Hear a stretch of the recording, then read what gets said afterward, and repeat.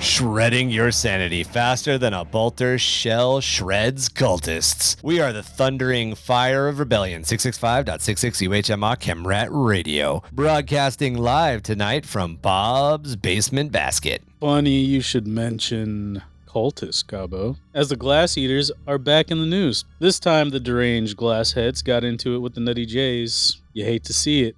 Looks like it's time to up that body count. What do you say? Hell, at least it ain't raining anymore. It's just a little hot and stuffy. At least it's a dry heat, man. Just as unstable as all that plasma I like so much, I am your host, Goblin King, joined today by my co-host and our Thunder Warrior Down Under, the meticulously manicured Marky.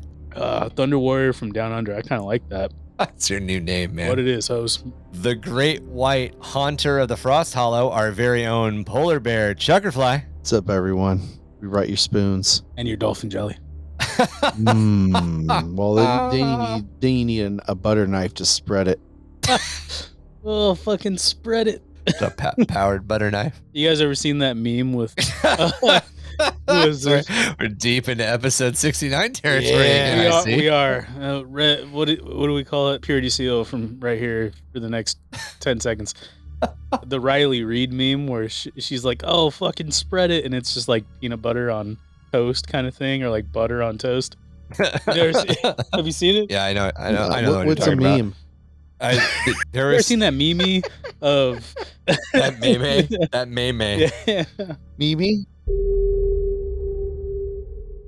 Welcome to episode 72 of Under the Hive of Madness. This is our part 2 on the Unification Wars. Just before we get jumped into it, a little bit of corrections and clarifications. Mark, I gotta apologize to you. Marky mentioned in our last episode that Mark 1 Thunder Power Armor was what the Thunder Warriors wore, and that is entirely correct. Kevin and I were wrong.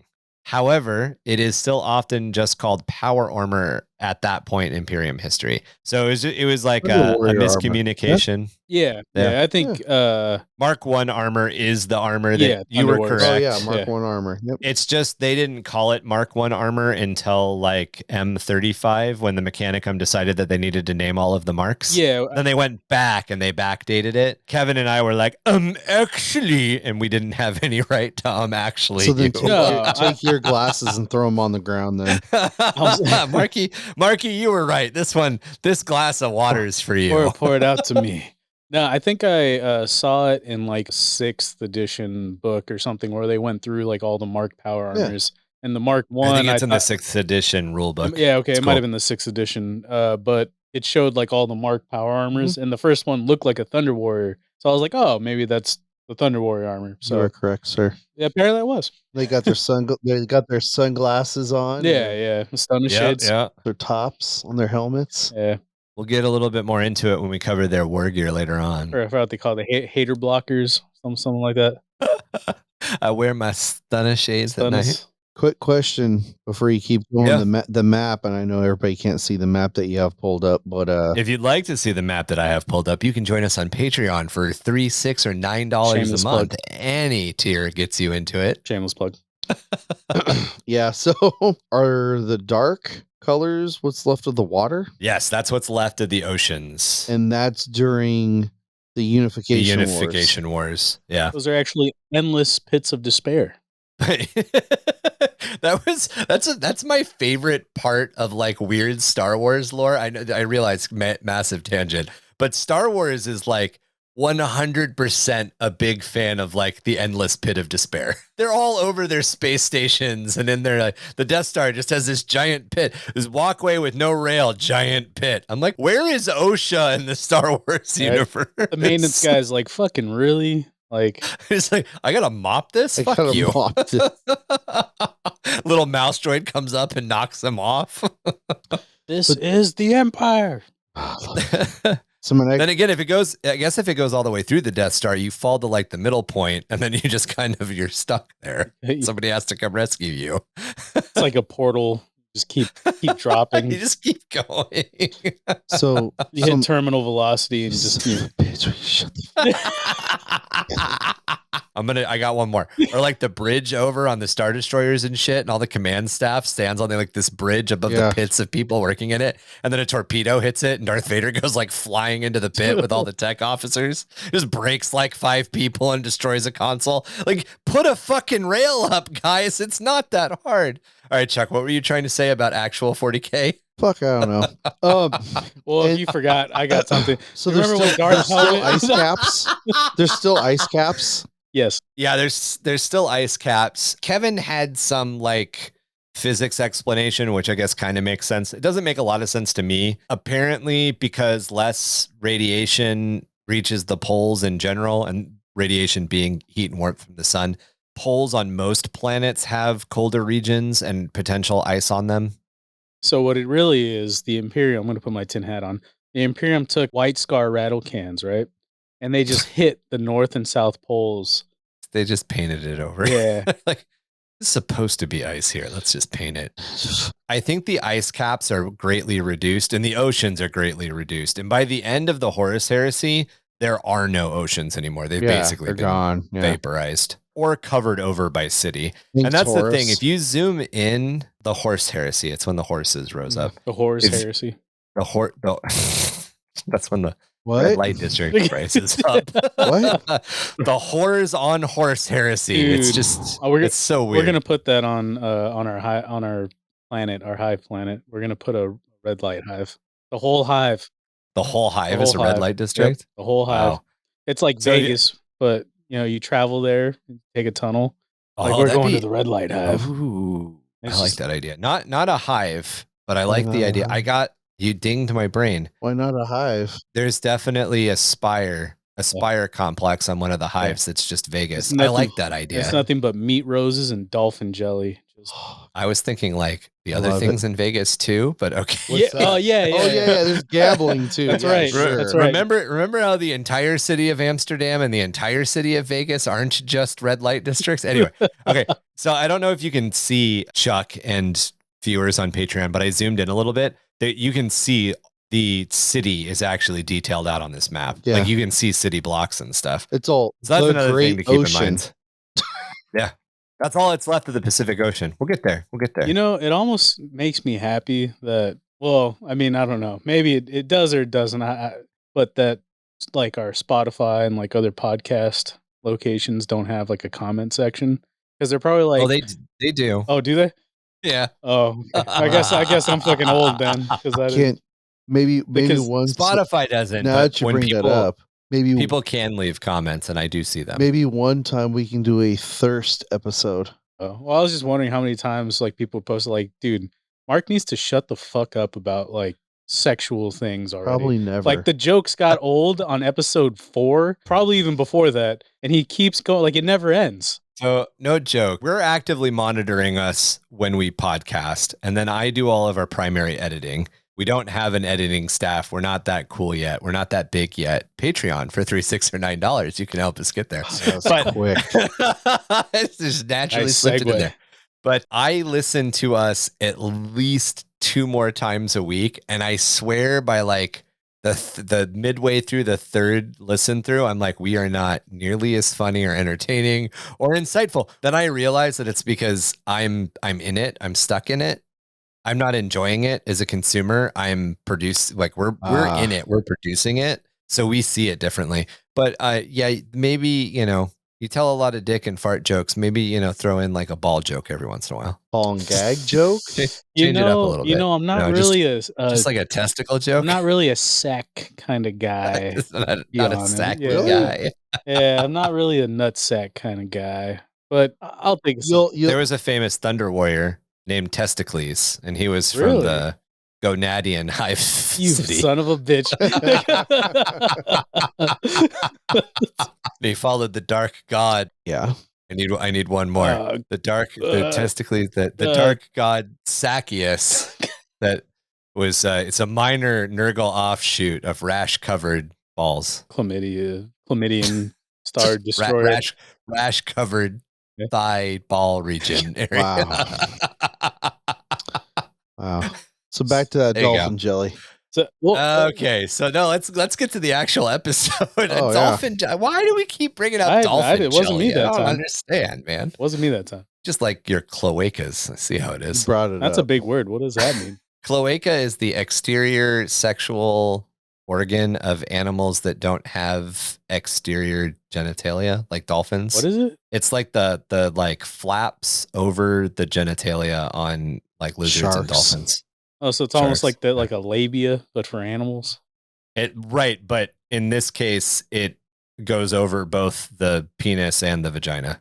Oh, okay. So like snakes and shit, So they both- have like that So fat, both, yeah. that fat Yeah. flap. Yep. Wait, does something It's the come out of fat that flap? Yep. Okay. Like red There's the thing rocket underneath stuff. it. Does Yes. Man, red rocket stuff, that totally paints Fallout in a completely different light. I never thought about it. You go to the red rocket, and I was always like, oh yeah, go into space. And now I'm like going to the red rocket. I'm like, oh yeah, the going to the big gas dick? station, the gas station named after Dog Dick. Yeah, that's the hidden vault nobody talks about. I'm just ruining all kinds of stuff for everybody. Here, all these Vault people signed up 69. to hear about it, and we're on. Maybe I need to watch more History Channel or something. Is there like an external vagina that comes out of the flap? No, Okay. the cloaca is what covers both sides. It protects it basically. So it's not like a bloodworm where it like. What the hell are you? You're gonna buy Marky a subscription to Animal Planet or some shit. Get this man Encyclopedia Britannicas or something. I don't know. Shoot my organs out of my. What is it? A paucia? What the hell is it? Cloaca. Cloaca. All right, I got to remember that. I'll It's like forget a- it. so That could So be there's a name of one of the bars in our Red Lamp the district. Great Cloaca. the great cloaca. Some species of fish, the female fish comes by and lays a bunch of eggs, and then the male fish like swims over it and just comes everywhere, like in the ocean. Yes, I have Like- seen that. That's a thing that fish do. That's what you were like. They send their red worm out. I'm like, yeah, they just shoot all of their internals out into the air. Oh my god, Very it's like sensitive. Steinman. Remember when we brought up Steinman when we were talking about plants? Oh damn, dude, that's a callback. That was an That's old a call episode. back to the Catachan episode Yeah. right there. Really wasn't that long ago, but it does feel like it was a while ago. It does. All right. So on to the second half of the Techno-Barbarian States. Again, records from the Age of Strife and before are largely fragmentary and uncertain, and the information we're about to present might contain errors, contradictions, and misgivings or misunderstandings. But it's the best list of notable Techno-Barbarian and pre-unification states that existed on Old Earth during the unification. So last episode, as a quick refresher, we covered Akhmedian Empire, which is in Southeast Asia, the Albia Empire, which is the British Isles, the Albion, which was also British Isles, probably just another name for it. Broatia. I'm pretty sure it's something else though.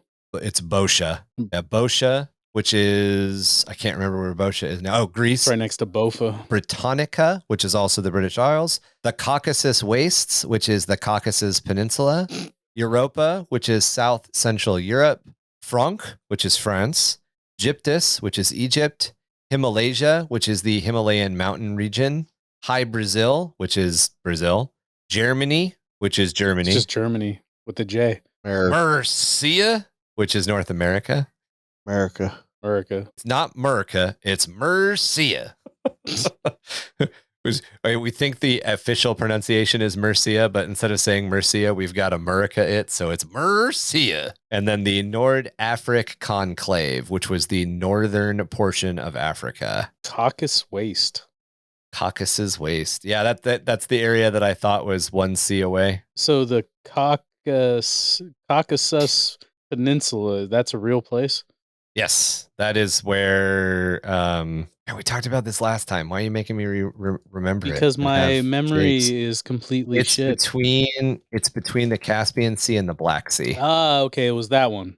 Yes, that's the Caucasus Peninsula. Gotcha. So that's like Turkey, Albania, Georgia, Armenia, Azerbaijan, Turkey. It's that little all that cloaca area. of land. That's this cloaca of land right here. Jesus. Teach Marky a new word and listen to him misuse it. Love That wouldn't So- be a. Oh damn it! So What one of the my fuck is it? cultists? What the? Oh, I got an old I callback. think it's a war boy, but Got an old callback, and I can't remember the fucking word you taught me. archipelago. Yes, it's a little archipelago, but it's not. But it's not. Hawaii is an archipelago. Yes. All right. So the first group we're going to talk about are the Nordic, which is Scandinavia. This techno-barbarian state was located in the northern lands of Europa in what was once called Scandinavia. Despite being outnumbered 7-1 and suffering several thousand casualties, the emperor's forces were triumphant against the priest king Maland Send and his horde of genetically altered warriors, witch-marked men, and zealots. The emperor led a few thousand of the newly created Thunder Warriors, so this was early in the unification, and a companion guard of 30 custodes with guardian spears in a final conflict. Called the Battle of Red Frost, it saw the custodes capture Malad Sen. The emperor executed Malad Sen and held his severed head aloft to the baying cheers of his Thunder Warriors. This is very Nice. that first scene in Gladiator, or not Gladiator. What's the movie where the very first scene is they cut off the Scandinavian king's head and the Roman general holds it up and everybody cheers? It's totally that scene. Oh, okay. It was one of those Gladiator era Skyrim? movies because a bunch Gladiator. of them came out. It wasn't Gladiator. I don't think that happens in Gladiator. Sky. I think they give the dude like the opportunity to surrender and then they execute him, but they execute him kind of quietly. I don't know if I've seen it. Gladiator with Kurt Russell? No. What the Russell? movie you're talking about? Oh, the one I'm talking about. I think it was the one. It's Kurt Russell, isn't it? Yeah, Kurt Russell's No. not Gladiator. Russell Crowe is. Russell Crowe. Sorry. Russell Crowe. Yeah, not Kurt Russell. Kurt- There are a bunch of That's movies that Star-Lord's came dad, out. right? Huh? Kurt Russell. Yeah, That's Star-Lord's Kurt dad? Russell is Star-Lord's dad. Yeah. Yes, good job. Yeah. The guy from The Thing. Yeah, got it. Yeah. The Thing? Yeah. He's one of the dudes in The Thing. Well, He's the guy that survives. Is it Dirty The- Dancing? No. No, it's the No, that- ghost, right? Nope. That's a different That's actor. a different actor, but Ghost in that movie, that's Patrick Swayze. Oh, god Yep. damn it. Yeah, I was thinking Roadhouse. Yeah, I was thinking Patrick. Roadhouse. Escape from New York, Yes. Escape from LA. It's Kurt Russell. Yeah. Big Oh, Trouble, really? Big Trouble in Little Yeah. China. Damn, dude, they Yeah. all look the fucking same. Yeah. That's the face I'm thinking of is all Because they had the same hair and everything back then. dude, my mom. So back Marky was just like all white people look the same. Is what just it's happened. not as racist as it sounds. It's not. Do I need to leave? Wow. I got some Caucasian in me, so it's okay. So my mom used to have this old like canvas painting of a dude in a leather jacket with aviators on. Patrick Swayze? I used to think it was Patrick Swayze, but I don't think it was him. I don't think It was so. it was probably Kurt Russell. Leather jacket and aviators. Leather jacket, aviators, and he had like that feathered kind of hair. It was probably Kurt Russell. Or what's his face that was a Knight Rider? I think it was Knight Rider. David Hasselhoff. It could have been It was Hasselhoff. probably- it was probably the She Hoff. loved David Hasselhoff, dude. She always used to watch That's who it Baywatch. was. She used to watch Baywatch back in the day. Yeah, Yeah, It's Knight probably Rider. the Hoff. Yeah. I think so. All right, so next up we have Oraok, which is Antarctica. Oraok was a city-state of old Earth located in and under a hollowed-out mountain on the ice-bound continent of Antarctica. They had stood through the anarchy and darkness of old night, never falling to the conflicts that consumed the rest of the planet. They believed that they were the chosen children of a blighted world, believing their faith in the old pantheon of gods would see them through and outlast the entire age of strife without any difficulties. And they did really, really well. However, when the emperor's eye finally turned toward them, he knew that diplomacy and softer negotiations would probably fail. Instead, he sent the 17th Legion, the then Imperial Heralds, as a show of force. The city was given a choice: kneel and accept the imperial truth or be destroyed. In response, the Orok priest kings shot first and blew up the 17th Legion's delegation directly out of the sky, and the Imperial Heralds responded in minutes, dropping enough bombs to crack the mountain open. They then continued to shell the mountain until only the main chamber remained. After 3 solar hours, the entire surviving population of Orok huddled and cowed in fear as the 17th Legion surrounded them. The then iconoclasts of the Imperial Heralds, the merciless elites known as the Ashen Circle, descended on the survivors, burying them in smashed rock and red fire. Lastly, when they were all dead, the Legion set the geothermal power plants beneath the ruins to critical, flooding the city-state's ruins with lava. A message of death was carried across the rest of ancient Terra. Faith in false gods brings only ruin and ashes. By the way, the Imperial Heralds are currently known as the Word Bearers. Imagine that. Bunch of bitches. Hey, Sorry. So- one of my fucking legions, man. They bent the knee a little too hard. They were forced to. Well, none of them survived, but the Word Bearers have always been like this. The Word Bearers were always sent on. This is one of the first times they were used unofficially, officially.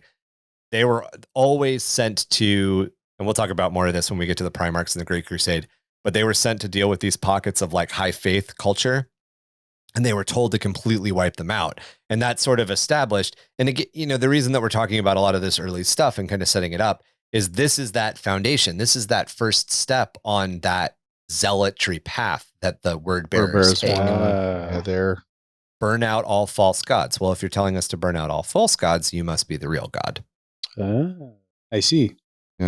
So the Pan-Pacific Empire, East Asia, Australia, and the Pacific Islands. This techno-barbarian state was once composed of the Pacific Islands and what had once been East Asia. This included the Japanese islands and Australia, and it flourished during the Age of Strife.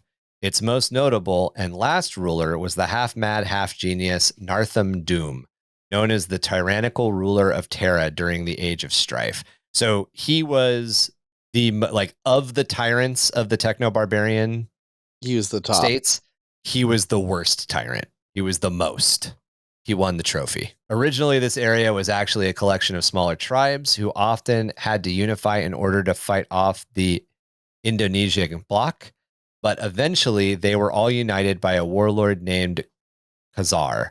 Khazar waged a war against the Brotherhood of the Singularitarians, a sect that strove for the creation of a general artificial intelligence that could bring about a technological singularity to save humanity. While it was later theorized by the Mechanicum that this was all based on Khazar's superstition and the part of the Pan-Pacificers, the Pan-Pacificers, had deeper knowledge that the Brotherhood was consorting with demonic forces of the Warp toward their goal. So the Warp was kind of using this cult to make an artificial intelligence that was a demon. Khazar's forces eventually destroyed the cult, although one of its members, Moravec, escaped to Mars. More on him probably later. Later, after its unification, possibly in M27, the Pan-Pacific Empire was conquered and ruled by the Unspeakable King. As we talked about last episode, Albia defeated the Unspeakable King during one of its two major power conflicts, allowing Narthan Doom to seize the empire. Doom knew of the horrors of the warp and saw the Age of Strife and humanity's loss of knowledge as being a possible good thing. He kind of thought that, like, you know, the warp is coming up and we had all this technological insight and all this scholarly pursuits. And the fact that we've lost all of that's good because then the warp can't take hold. Throughout Doom's reign, he turned the Pan-Pacific Empire into one of the most powerful techno-barbarian states. But not long after this, the Pan-Pacific Empire came into conflict with the Emperor. They were eventually defeated through a series of battles, with their forces eventually being pushed back to the city of Von Nori, excuse me. Here, Doom was captured and executed at the urging of Constance Valdor. However, many of his lieutenants were imprisoned, as a lot of the guys we talked about last time, in Kangaba Maru. Later, during the Great Crusade in 799.M30, Var-Nori, still resentful over the loss of the Pan-Pacific Empire, revolted against the Imperium during what would become known as the Venori Resurgence. This was very short-lived, and the city at that point was wiped from the face of Terra for its treason. After the Age of Strife, by about 500 or 600 years, this Hive city goes, "Fuck you, Emperor. We used to be the Pan-Pacific Empire," and the Emperor was like, "That's cute. Flick."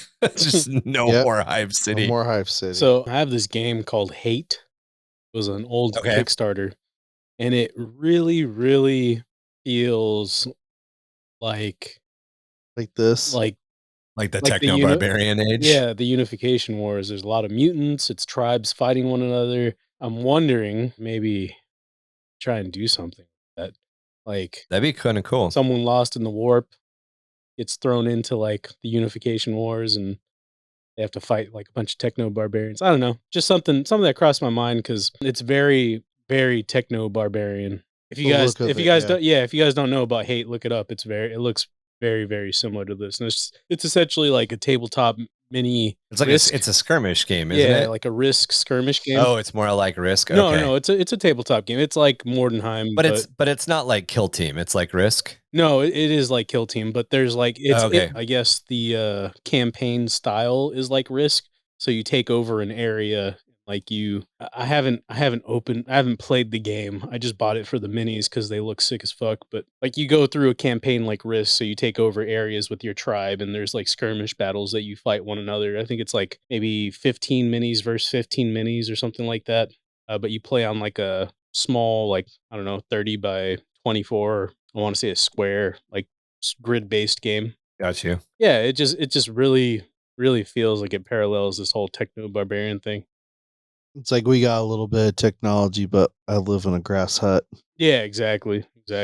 Yeah, Ryan's pulling it up. If you're a patron, you can see what I'm talking about.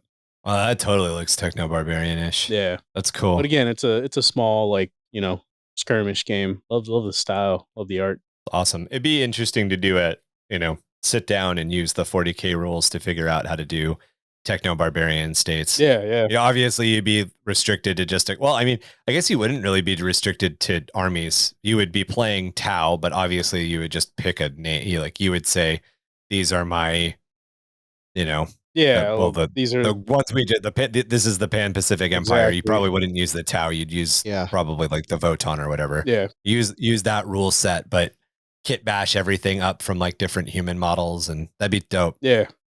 Just That'd something be that cool. crossed my mind. I like it. All right, so next up is the Scandians. Scandians. These raiders plagued most of the regions of Europa, where they collected resources through plunder. They refused to accept unification under the Emperor and were eventually hunted down and exterminated. These are techno-Viking barbarians, essentially. The Urals and the Tarawat clan of the Ural Mountains. This small techno-barbarian state was located in the territories surrounding the Ural Mountains in Europa. It's known because beneath Mount Narodina was the greatest forge of the Urals. It was here that Primarch Fulgrim of the Emperor's Children and Ferrus Manus of the Iron Hands first met. But they meet after they're discovered. Yes, they meet. They do not meet during the Unification Wars. This is before the heresy, after they were discovered in the Great Crusade. So this is when they were friends and held hands and skipped and made weapons for each other. When did all the names go back to like ancient names? Like we're not really sure. So essentially there's all of this history that's lost. Yeah. Between M15 and M25 was the great expansion. Height. Yeah, it was a great expansion, the height of like everything. From N25 to like M28, M27, M28 was when all of the Age of Strife stuff happened before the Unification Wars. Yeah. So by the time of like M27, M28, all of the old Earth names are what's being used. And by the Unification Wars, we even stop saying old Earth and we start saying Terra. Yeah. Okay. So I just that's an interesting thing with, because there's definitely a lot 40K. of these are just like, old names. It's like why did the human race at some point start using old names again? I think part of it is when you're establishing your own cosmology and from a creative writing standpoint, when you're establishing your own cosmology and you're using an existing foundation, an existing base, like you're using Earth, essentially, you want to establish that your stuff is different by changing stuff enough slightly. Yeah, that it conjures in your head, this is different, without changing it so much that it's unrecognizable. You want to do a little bit of a change rather than a huge change. So saying techno-barbarian and calling it Europa helps you visualize they got technology, but they're in loincloths. Yeah, like they probably don't call chlamydia anymore. It's like chlamydia or something. They just call it the itch. Call it the clam. I'm not sure how that factors in, but yes, Marky. Well, no, so it factors in. that factors in because we have looked up. Those of you that have watched the streams for Blood Bowl, you all know Rugen Dugan plays Nurgle. I don't know where this is going. A lot of his names. Rugen's got the clap and he's giving it to you. Yes. He has a lot of that is true. He has a lot of like old disease names. That's cool. We've looked up, like tried to look up older names of like things that we know, but like look up for the medieval name of it. So, you know, it gives it a dirtier feel, I guess. Did he name anything consumption? I don't think so. Consumption's my favorite, the old word for tuberculosis, because it's a wasting disease, so it seems to be consuming your body, so they would call it consumption. Really? No, but I think he named one blue something. It's on the tip of my tongue. That's it. We don't know. We don't need to say it. It's on the tip of my tongue. So the next Techno-Barbarian state we're going to talk about. No. Like Lego my ego. Oh my God. Can we make it 2 or 3 episodes without saying that? I'm just wondering. Yeah, I didn't bring it up. I'm just saying. I was just talking about the color blue, like royal blue. So next up we have Urartu, which is Asia Minor. The kingdom of Urartu was the last Techno-Barbarian state to fall to the Emperor's forces. Its conquest marked the end of the major military operations of the Unification War and the birth of the Imperium of Man. This is where the final battle on Mount Ararat took place, the battle where the Thunder Warriors were called by the Custodes and the First Legion.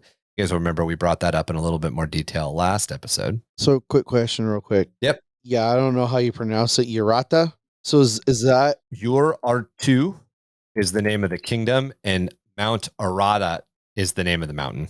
Okay, so is that actually an old name, or is that a made up name? Aratu for Asia Minor. I think that might be made up. Okay. But Mount Ararat is a real mountain. It's just underwater. In 21st century world, it's underwater somewhere. I don't remember where it's underwater, but it's not currently above water, or part of it is. Now, those of you can see that photo. That guy is literally holding an orc chain axe. Yep. Got to. Good old digger. Probably not an orc chain axe. Probably just a regular normal chain axe. Yeah. Of the non-chaos human sort. chain axe. I mean, things. Yeah. No thanks. But it's definitely big. That's a big chopper. It looks a little too put together to be an orc chain axe. Like, I normally don't say that, but orc technology, Techno-Barbarian technology and orc technology is pretty close, but Techno-Barbarian technology does look a little bit more refined. What was that one relic? It was like the chain Wappa Ed Choppa, something like that. Do you remember that, Ryan? It was a relic big chopper for Choppa for orcs. Ed something's Ed Choppa Wappa, something along those lines. But I always thought it was hilarious. It was one of those funny. Apparently, there's a mumble rapper named Choppa. Head Wappa's kill Choppa. There you go. Ed Wappa's kill Choppa. That's right. Like a candy. What are those Whoppers? It's a burger. Whoppers. The burger? Oh, yeah, it is a burger. Holy shit! No. There's Whopper. There's Whoppers. They're like milk duds. Yeah, right. They're not. Yeah, Whoppers. Whoppers, Yeah. Whoopers. Whoppers. Whoppers. Yeah. Right there, Whoppers. There's also a burger. The original malted milk ball. Malted milk ball. Gotta love that. I don't think we got balls in a couple of times this episode. I don't think a Techno-Barbarian would know what those are. Whoppers or Whoppers of the Burger King kind, or no, the Burger King kind. I think they would know, but they call them like rat burgers or the malt ball kind. I'm pretty sure there's minor tribes at this point. Taco Bell. Well, I'm sorry, Tacos Bilios, and then Wendestica, and McDowell's. McDonica. There's all of these minor tribes that warring on Twitter, on the continent of Twitter. Yeah, Jackius in inside cube, something like that. Jackius in Cubicus. Yeah. In Cubici. I'm down for that one. And then there's the one that nobody understands why it still why it exists at all. Delios Taquitos. Home of the dollar soft Taquius. I'm sorry, one imperial credit One Imperial Two- No, credit. Imperial credits didn't exist yet. Dollars is probably fine. This is Techno-Barbarian age. Come on. Oh, you think they have dollars? Nah. I mean, they're probably the Halas. Teeth. Teeth. Yeah. Probably teeth. Because look, I mean, he's got Probably gold. He's got skeletons on him, so It's probably honestly, it'd probably be precious metal. So would be currency So if it at this point. if it were teeth and skulls, though, Oh no, that guy I bet essentially you- has like a fat chain. Yeah, like he has like a spinner chain on essentially. he's showing off as It's well. his bling, yeah. I bet you it was lost technology. I bet you that's what their currency was based on. yeah. Like Golden if you Age could stuff. find an old computer that still worked, that would be fucking bucks. But if you could find like a handful of RAM chips which could be made to work, you know, Like that'd be interesting. like does it run Doom? It would be Bartertown. Yeah. Bottle caps. That's what they traded Marky's bottle caps. There we Come go. on, man. Yeah. All right. So next up we have Ursh, which is Central Asia and Russia.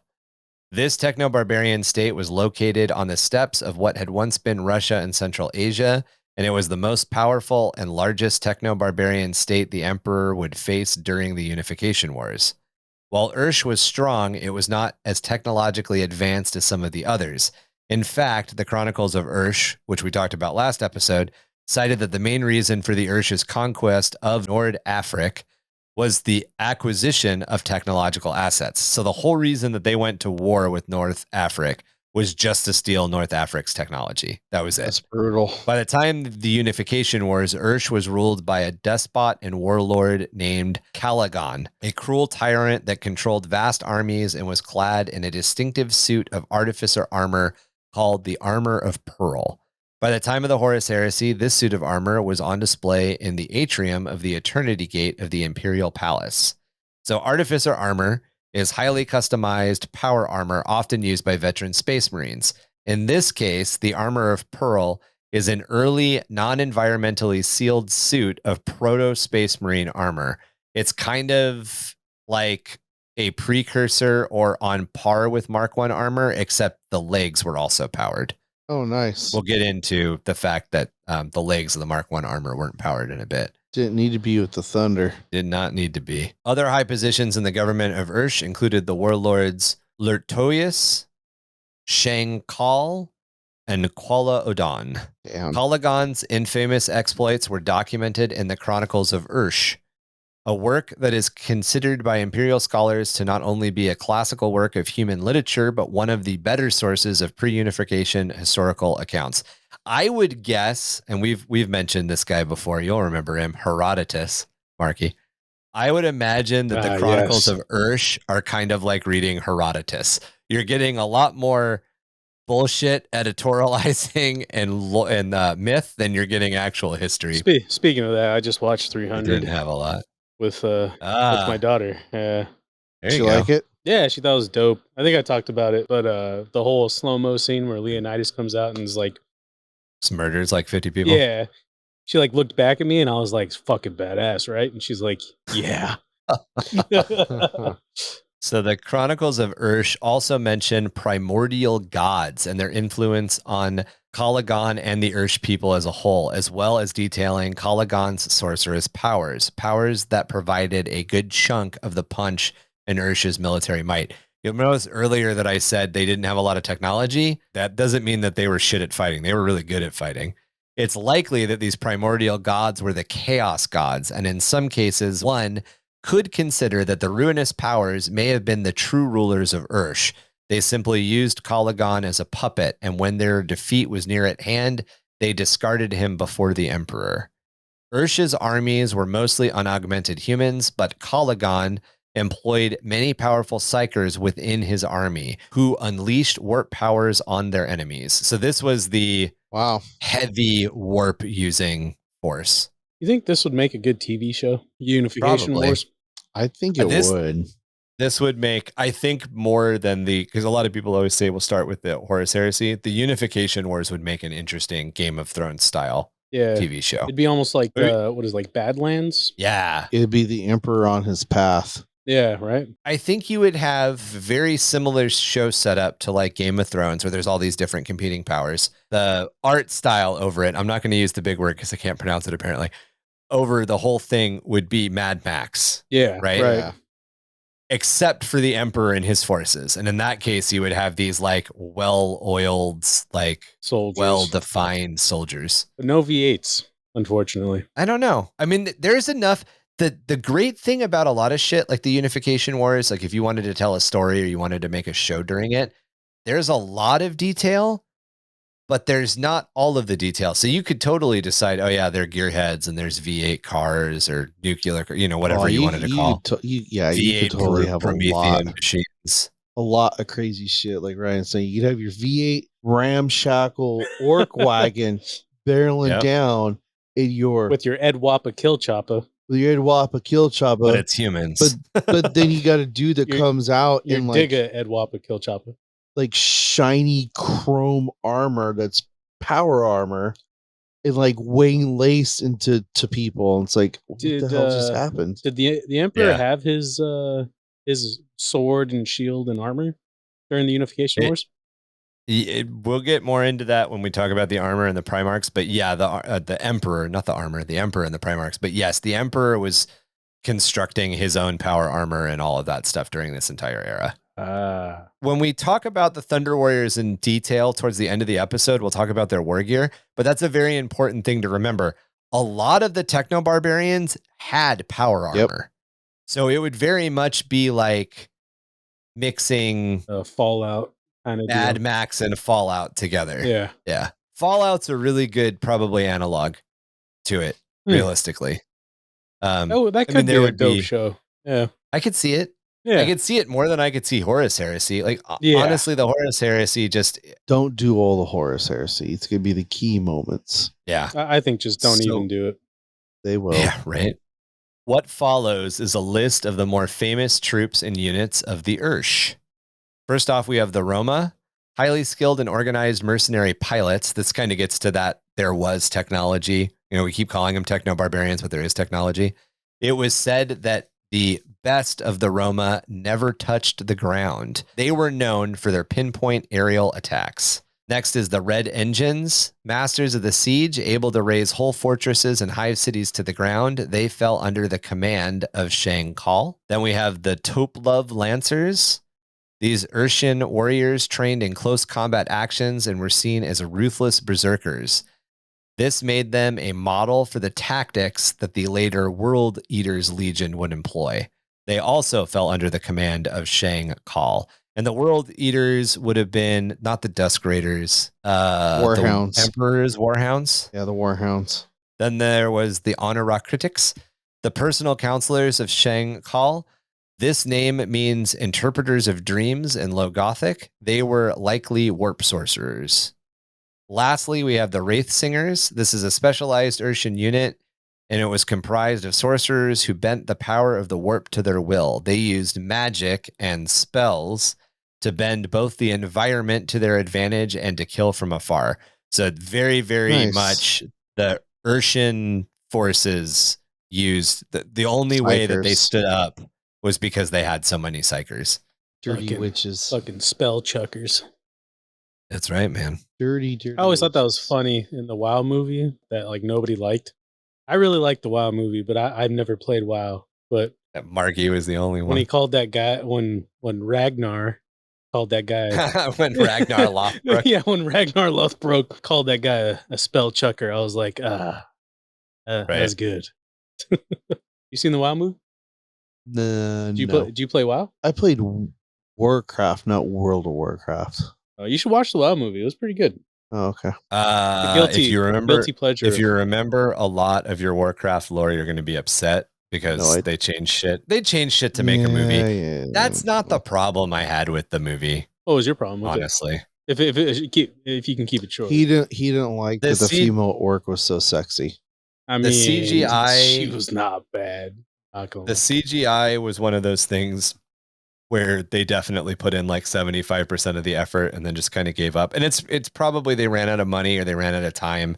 And I get that happens, but it's really one of those things. There's CGI scenes in that movie where I'm like, if you guys had spent 10 more minutes, I thought it was 10 dope. more hours. I would honestly also have to rewatch it. When I saw that movie, I was still going to the movies with like groups of people, and I was making films at the time.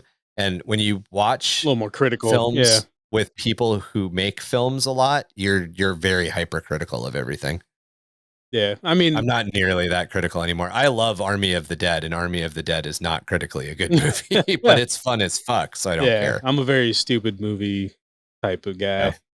I think everybody knows. I mean, I think I'm just plain stupid. That's besides the point. But I really like the part where, like, when they talk about orcs mating, how they like break every bone in your body. I was like, oh, okay, that's interesting. It's a little rough. The thing that I find interesting with the way that the Ursh are described is, and we had gotten into a conversation really, really, really early on in our community about this. I think one of the other DMs, Foreshadowing, and I had been talking about it at one point. In Dungeons and Dragons, when you have a high level, or in role-playing games, but we'll use Pathfinder, D&D 3rd edition Pathfinder as an example, as a benchmark. In a game like Pathfinder, where you've got like a level 15 wizard or a level 15 sorcerer, you really start to have a walking nuclear bomb. Yep.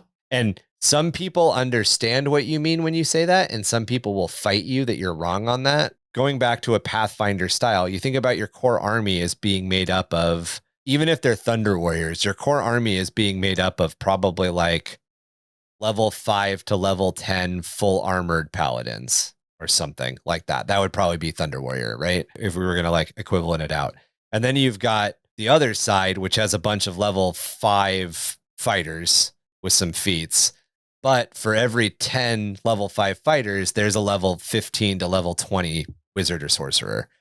That changes the dynamic of the battle so much, because those sorcerers and wizards, as the Chronicles of Ursh say, and as the Imperial Chronicles say, you know, they were able to basically, like, you're shooting at range and all of a sudden their army is behind you because they teleported half their army. Or, you know, a fireball, a maximized fireball with all of the meta magic feats applied to it goes off in the middle of your front line, and like half of your front line is just gone.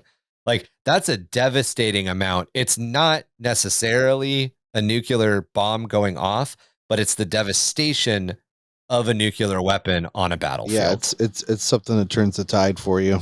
What would the Emperor be considered? Like a level 20, like whatever super you max out at. meted out? Did you get super into D&D 3.5 right before Pathfinder happened? Negative.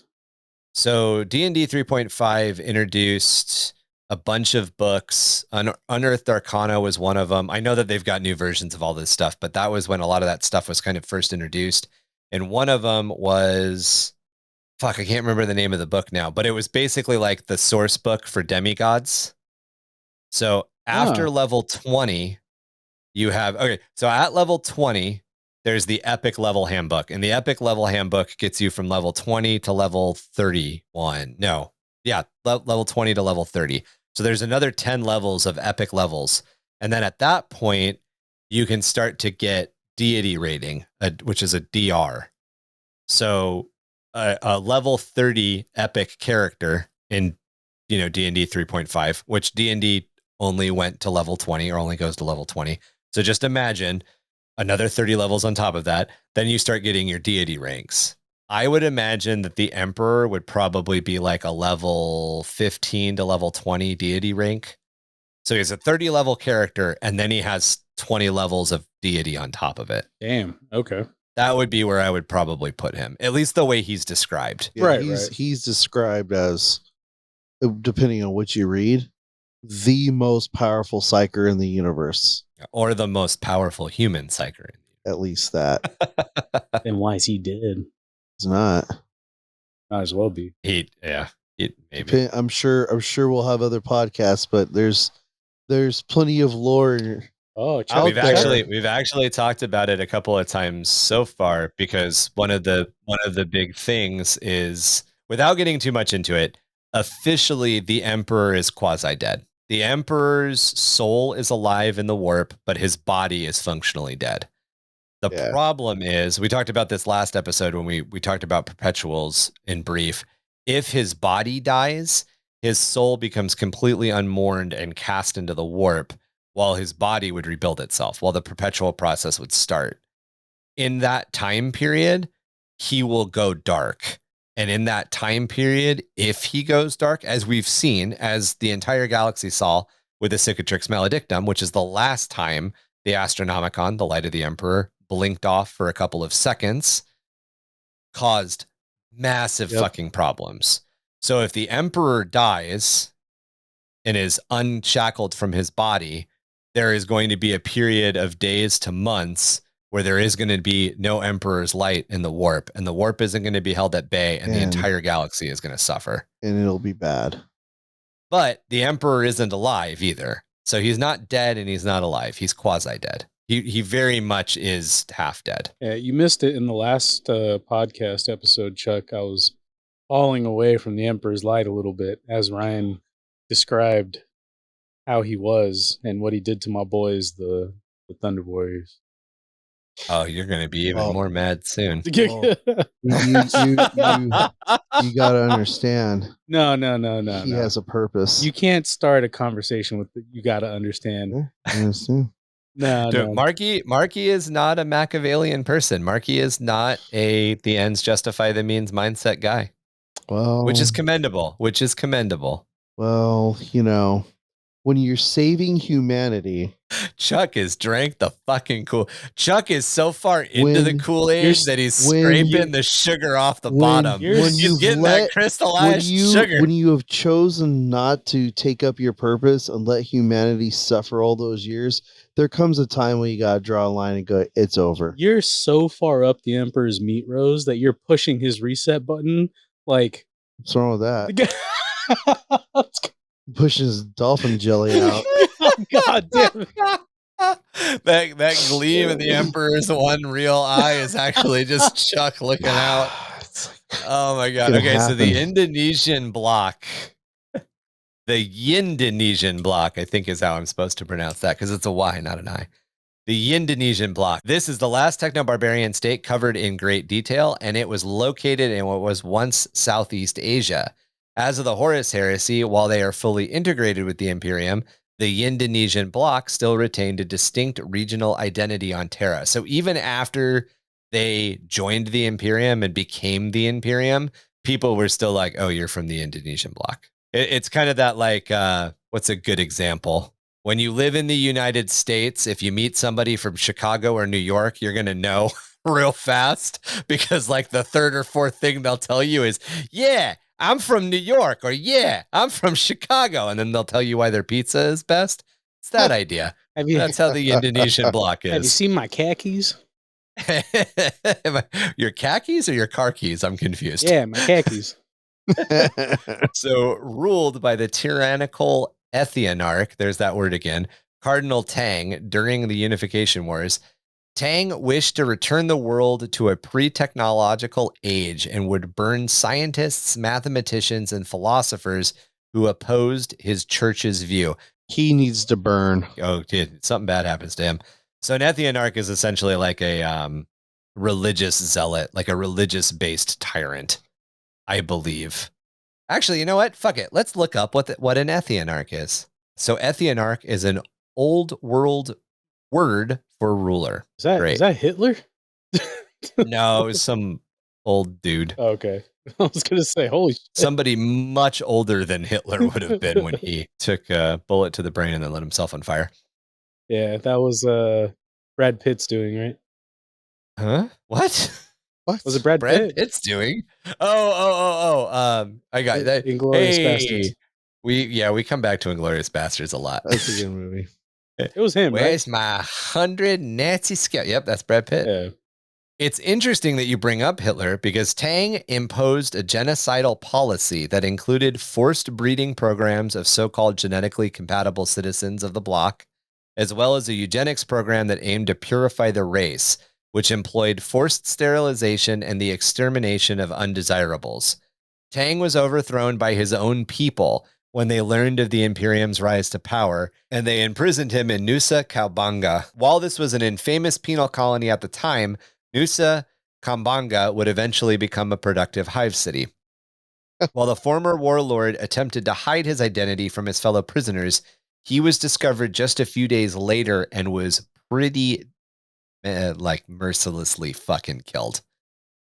I didn't find a lot of details on it, but there were a couple of I think this is what happened. I think this is what happened. And it's one of those stabbed, hung, lit on fire, pissed on, thrown down a shaft, crushed between. I mean, he was basically imprisoned with the people that he had imprisoned for not being the pure race. So he got the Rasputin treatment. So with some of the Horus heresy I've read, so I know the Emperor's he takes things from all the techno-barbarians, all the technologies and different things.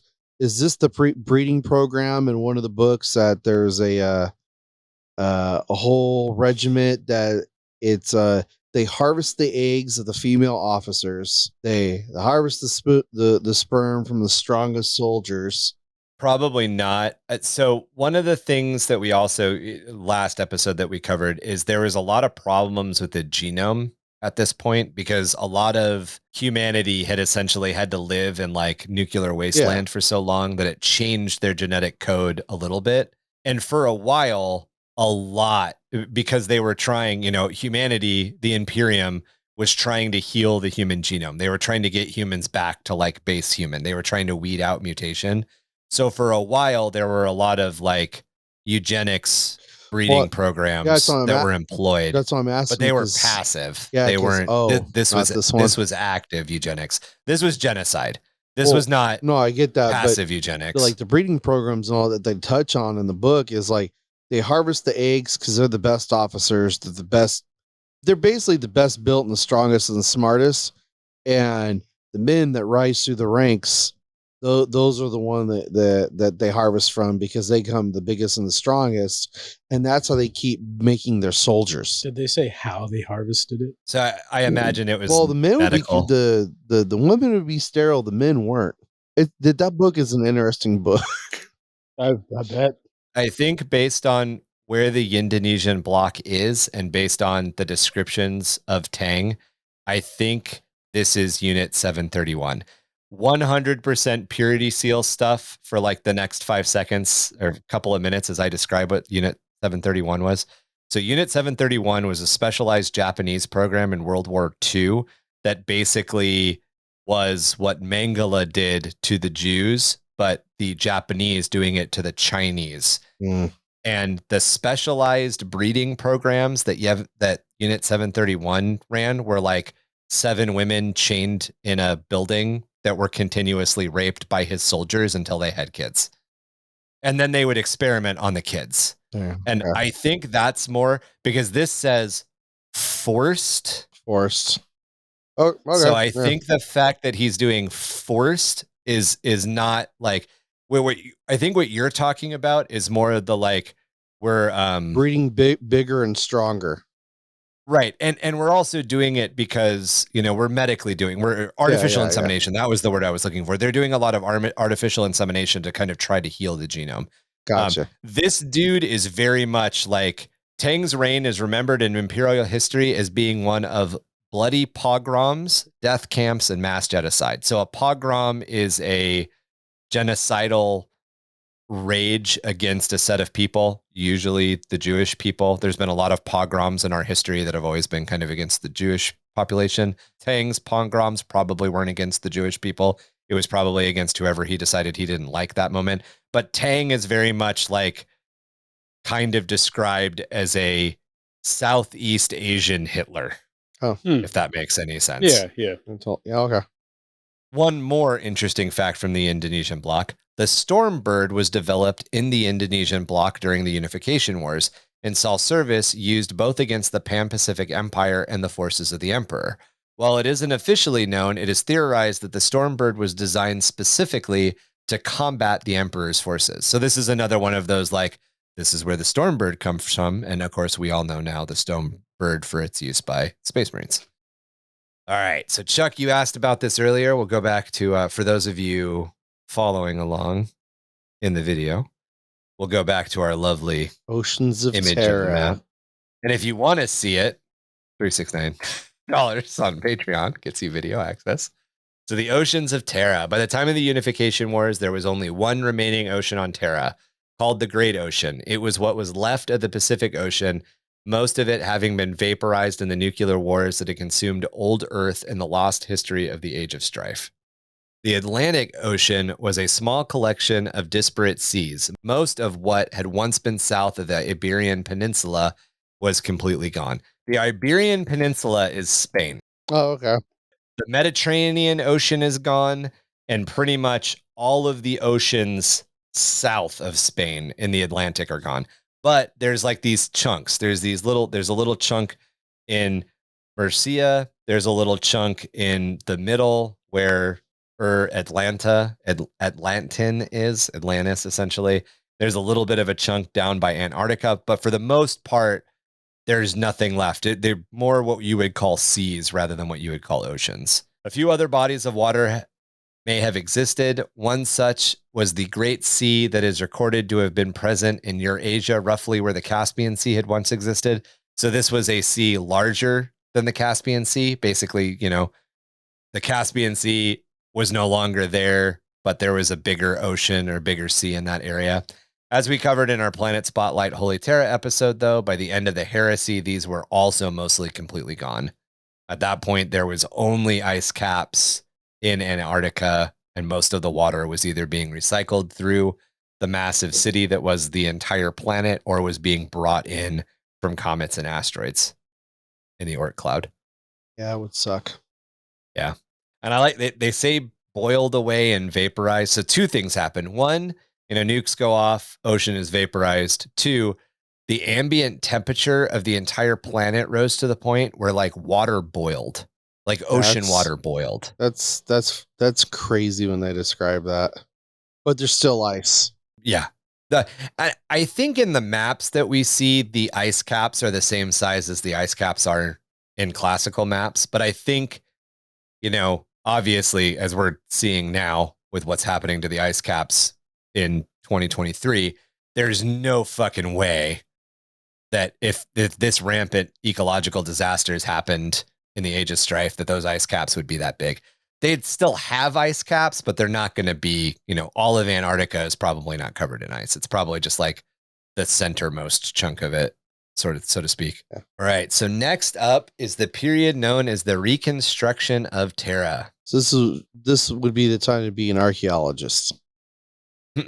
Right. So under the Emperor's new rulership, humanity would be restored to the heights of its intellect, spirituality, and physicality of the past.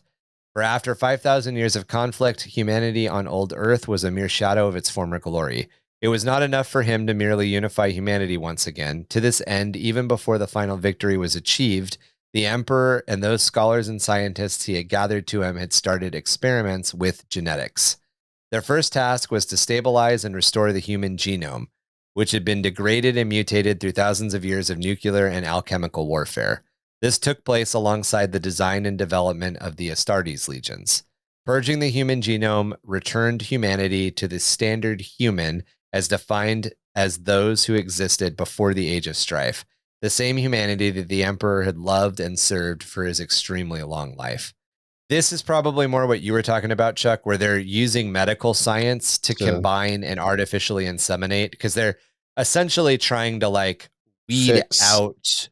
Yeah, they're trying to fix the fact that like, kids are now born with 3 arms or whatever weird mutations have happened, either because of the warp or because of nuclear warfare or because of biological warfare. You've got people who probably don't breathe air anymore. They're used to 100% breathing the smog that clings to the Atlantic and Pacific basins. Yeah. After the Unification Wars, which ended in 712.M30, the Emperor rebuilt civilization and the government on Terra, founding an all-embracing civil administration in order to rebuild the planet. He also tracked down houses of learning and education and other archives that had survived the Age of Strife. As we talked about in the Planet Spotlight episode, the Emperor also took steps to reestablish the environment and animal population of Terra, using gene stocks and ancient plant vaults to repopulate and begin to heal nature.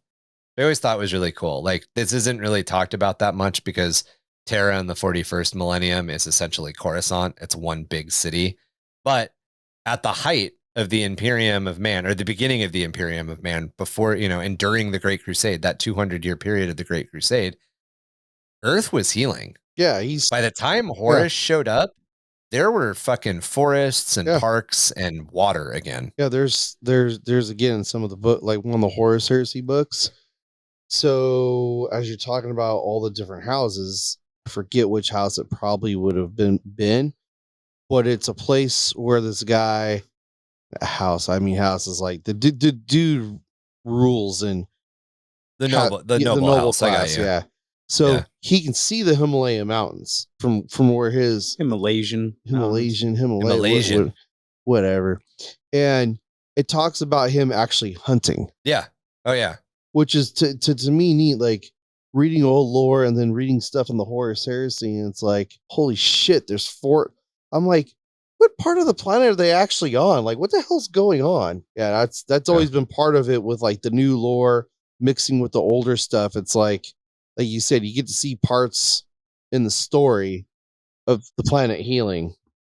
Some of this stuff, because I don't use one source. Yeah. Some of this stuff comes from Rogue Trader. Yeah. So the idea that there were plants during the rise of the Age of Imperium and like the planet was healing is an old idea. It's not necessarily. Yeah, see, I never got to read that stuff, but it's like, it's so neat because stuff I've read, it's like, it's a barren rock, all the oceans are gone.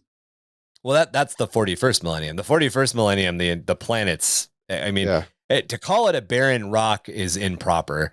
I think we had talked about this during the Planet Spotlight Holy Terra, but think like a city extending several hundred miles off each coast into the Atlantic basin or the Pacific basin. And then the city probably stops. And then there's probably a deep ass canyon. But at the base of that deep ass canyon, there's probably little towns and shit in that desert. A square meter of land on Terra costs more than Spire mansions on any other Hive world. Yeah. So there's not a lot of undeveloped land on Terra. Terra is essentially Coruscant. Yeah. I mean, they don't really define it that way, but I can't see Terra in the 41st millennium not being like that. It's had 10,000 years of not the Age of Strife. The Age of Strife didn't rehappen. Terra has essentially just continued to build on itself for 10,000, right? I mean, right? Yeah. It gotta be. Fucking Terra.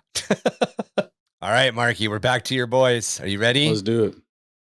You're gonna be so sad. I take it back. Can I see what's down under? Maybe. Get it. Shake it.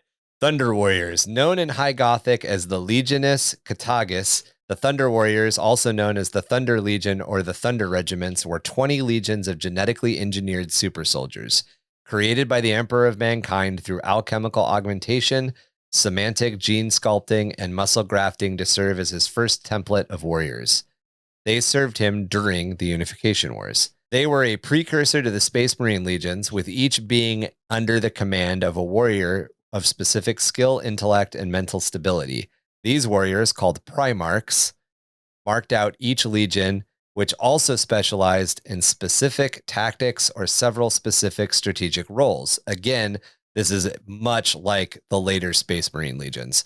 So the leader of a Thunder Legion is a Primarch, and each Thunder Legion is like specific. So there was a Thunder Legion that was siege warfare. There was a Thunder Legion that was close combat. There was a Thunder Legion that was good at defense. Just pick a Space Marine Legion, what they're good at. There was a Thunder Warrior Legion that did the same thing, essentially. However, they were wrought to be living weapons, being stronger, more savage, more violent, and more resilient in combat than those same later Space Marines. But they were not as long-lived nor as mentally stable. And as they aged, they were prone to both metabolic collapse and insanity as their bodies began to reject their augmentations, a side effect of them undergoing these changes in adulthood rather than beginning them in adolescence. They're fine. They're Marky's boys. They needed a retirement program. It's them stunner shades, dude. Just the hater blockers. You got to keep them on. Oh, it He is. can't Leader lose blockers. him. In order to fulfill his plans, the emperor accepted that he would have to take certain actions that were immoral in order to achieve the greater good of mankind. Oh shit. He needed the people of Terra to unify behind a single dominant leader in order to begin the reconquest of the galaxy known as the Great Crusade. To cement his legend as an enlightened and invincible leader, the official record needed to reflect that he had largely won the war and unified Terra single-handedly. Here we're getting into that stuff that makes Marky's blood boil. On top of this, the Thunder Warriors were not the Astartes that would follow them. They had been created for the single purpose of war and were not suited to any other activities. Once the war ended, they would inevitably grow restless and pose a growing risk to the stability of the new Imperium, not to mention the mental instability and murder sprees. So as they got older, their brains would start to break, and a lot of times they would just become like butcher nail aggressive and start murdering shit. And instead of it lasting for like decades or hundreds of years, like the word bearers, it would last for a couple of days and then their brains would explode, basically. That's all political imperial propaganda. Oh, man. That's Look at it as that's just the emperor. Like, yeah, just I don't. You know, they just go crazy. you put down that pet you've had forever that mauled one of your kids, but you love the pet. You still got to put it down because they're going to attack your kids again. This is like the okay, the representative for the Thunder Warriors. Would you like to respond? So like, is this a step child or is this like a child of my own loins? What does that matter? I'm talking. It is I'm your sorry, child. It matters. Representative of the Emperor. The floor was not yielded to you yet. That's right. Representative of the Thunder Warriors. Would you like to continue? So if you really think about it, the Earth and all the Techno-Barbarians are really stepchildren. They didn't come from the Emperor like the Space Marines and like the Thunder Warriors. You can say their name. Yeah, It's okay. It's hard. So if Getting a little choked up there. Wow. if said this is more like your biological son slapping your stepchild because he got angry, right? And then your wife, which in this case would be, I guess, also the emperor. I'm already lost. Urda, it'd be Urda. I'm already lost on this. Where he's going with it. Being like, I can't believe your kid slapped my kid. Like, well, your kid probably deserved it, right? Representative for the Emperor, would you like to respond? So again, I have lived in that situation. It has nothing to do with your situation. And no, what I'm saying is, we're speaking in generalities You just here. brought something up that I can totally relate to. We're speaking in generalities here, And Chuck. so You can't bring your own experience into the kid conversation. Probably did deserve it. So there you go. All right, so the Thunder Warriors didn't deserve to be. No, they probably did deserve it. That's not what you That's just what said, I just Chuck. said. So we agree. Thunder Warriors didn't deserve it. So like Ryan just described, they were a weapon designed for a purpose.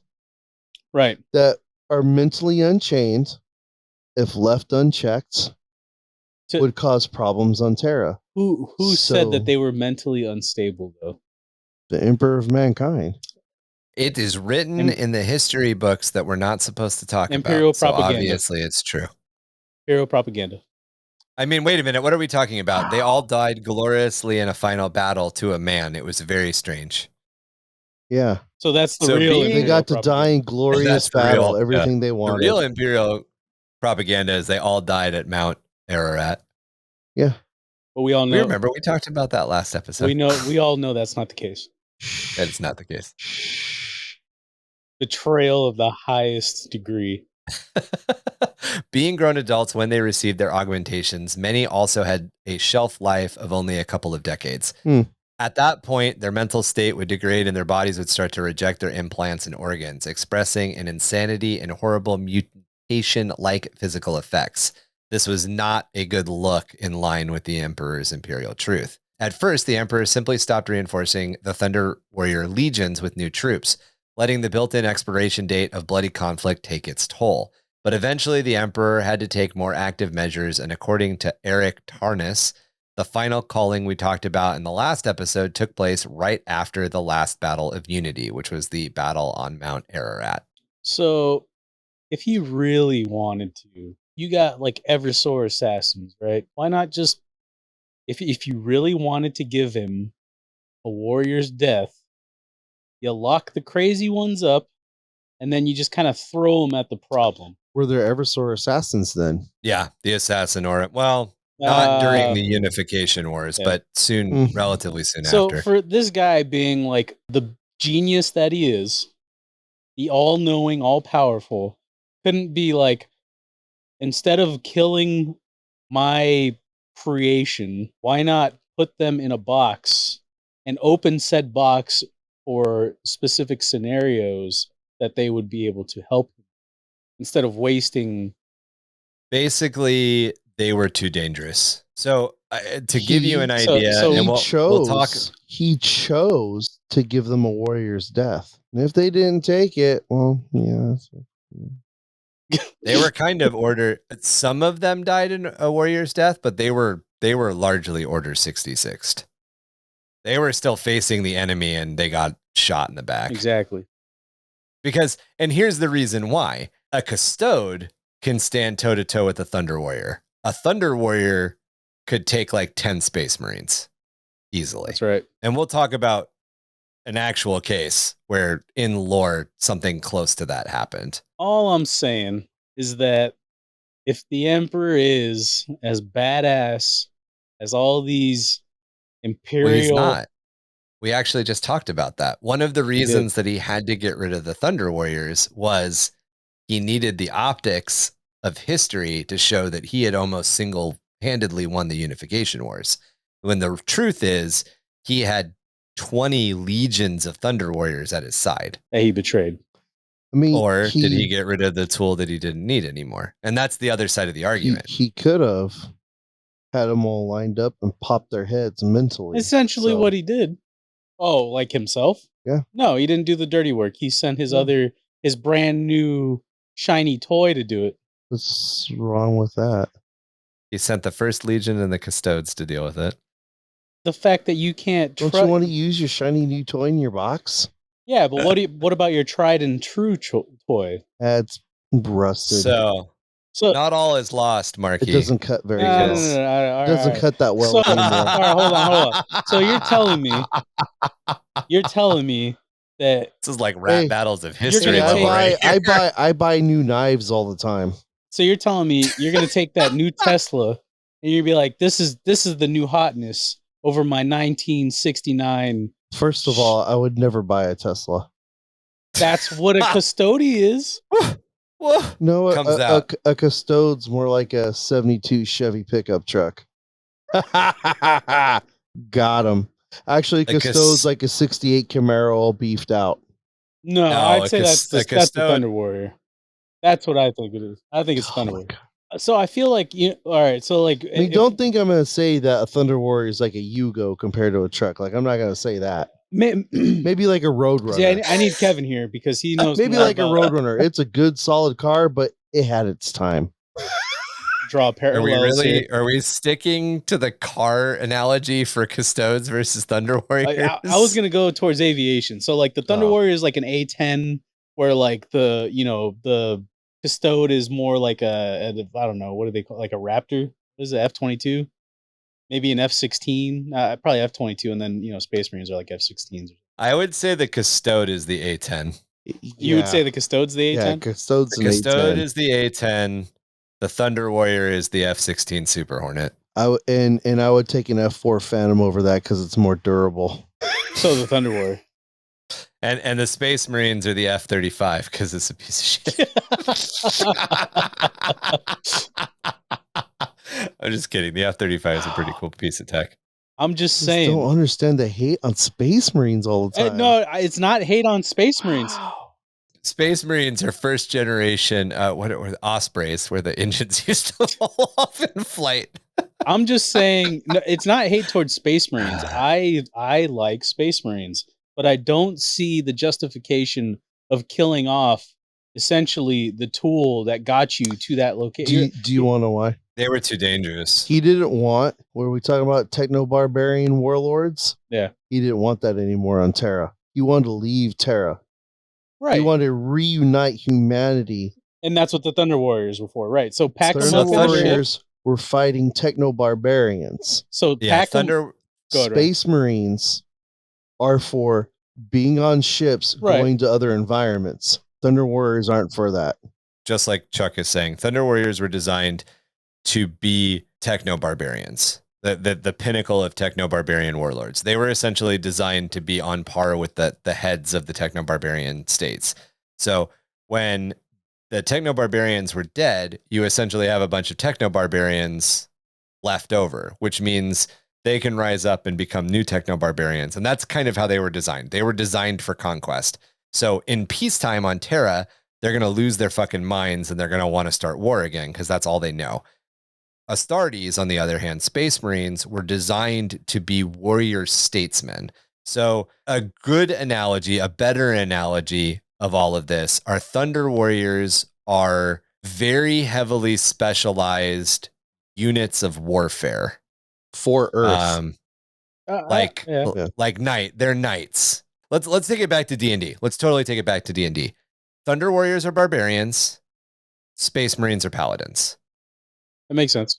So a barbarian only has a certain range of use. And that range of use is almost entirely based in warfare, as to where a paladin has a bunch of diplomacy and a bunch of other stuff it can do. Got me?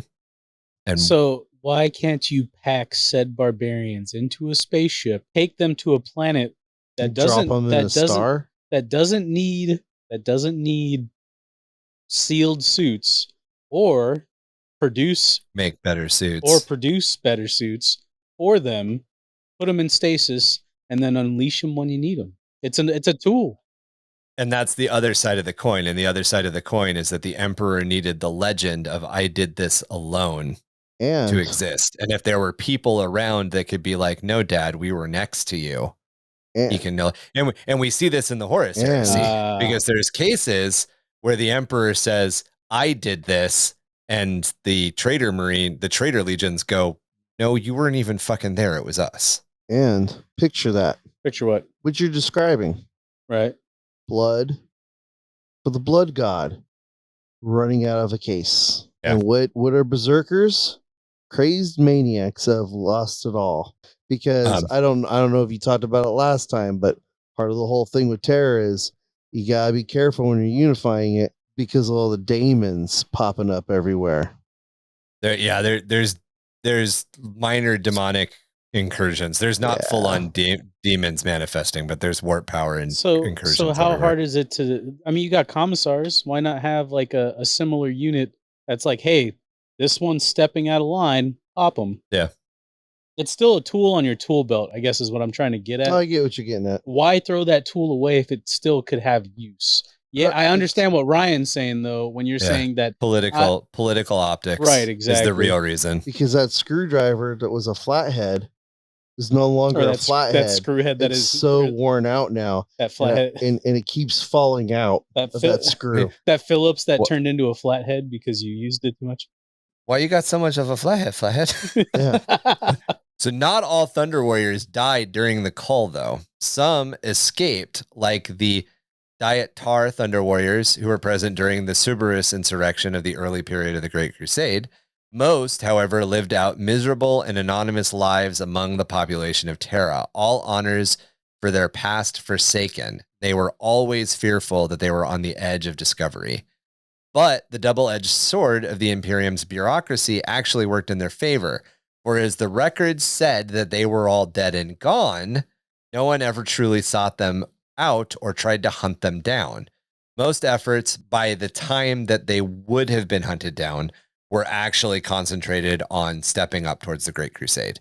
So by the time somebody noticed that some vanished from the call, because, you know, there's the last battle of the war. We have these decisive points in warfare where we go, okay, World War II ended here. But that wasn't really the end of the war. There were other skirmishes and other battles and other stuff that had to happen. Same thing with the Unification Wars. There was this final battle. there was the culling, but there was probably 10 more years of mopping up and fixing shit. And during that time, these guys just disappeared into the underhives and into wherever they could just hide out. In the final years of the Unification Wars, after the major battles had all been settled and the Imperium was mopping up the leftovers, like I just mentioned, 24 surviving Thunder Warriors under the command of the Legionis Contiguous 4th Legion Primarch Ushitan took part in the Imperial Palace coup unleashed by the Grand Provost Marshal Unwama Kandawar. Their goal was to hold Captain General Constant Valdor to account for the culling and die in glorious battle rather than the ravages of time, which was taking him. The rebels were massacred by Space Marines in their first openly recognized engagement, while Primarch Ushitan was slain in personal combat by Valdor. Other surviving bands existed in hiding or escaped off planet, although many would later be hunted down and exterminated by the 1st Legion Dark Angels.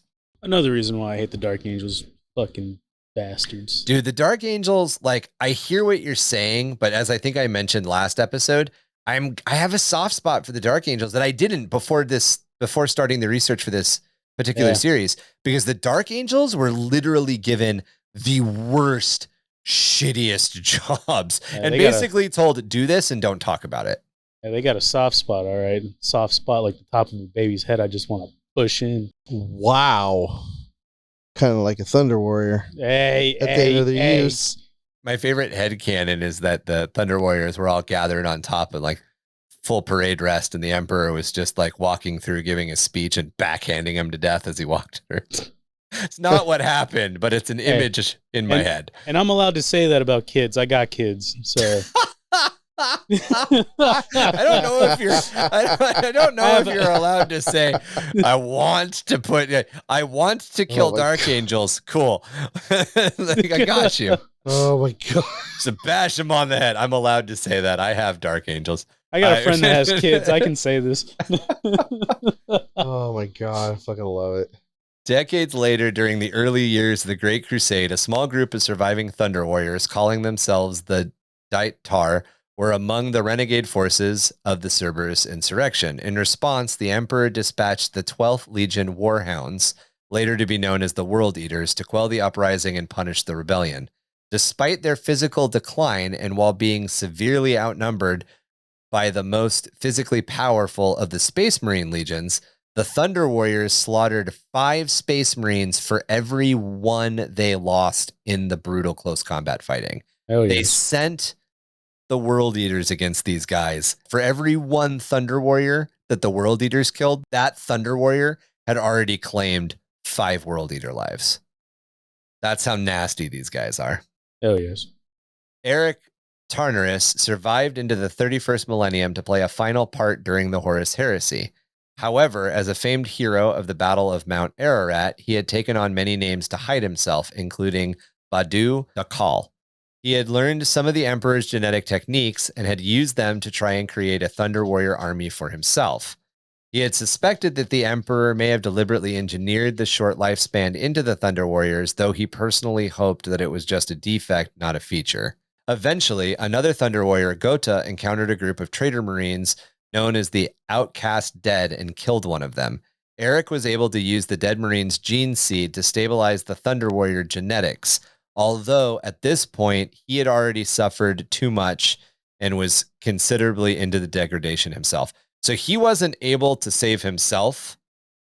He was able to extend his life. He wasn't able to save himself or reverse it, but he was able to, by inference, help other Thunder Warriors stabilize. So that would be that chance that there's still Thunder Warriors around somewhere. That's right. Which doesn't make sense. It's definitely a feature and not a defect. Because there's feature, not a bug. Yeah, because there's no way the Emperor made a mistake. I mean, I guess he could have made a mistake. Again, it goes into the all-knowing, all-powerful Emperor when he's not that. He's not really those things. Yeah, it's the idea of separating the godhead from the man. Yeah, and well, I mean, I guess it could be argued that it could have been a defect because he made them in like the haste of I need to build an army. I need an army now to do this.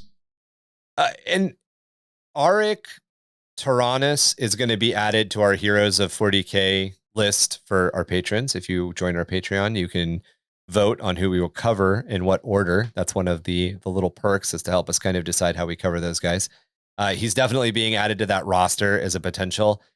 Auric spent a lot of time with the Emperor, and he actually didn't hate the Emperor for what happened to the Thunder Warriors. He kind of understood it. He kind of had an altruistic understanding of what was happening.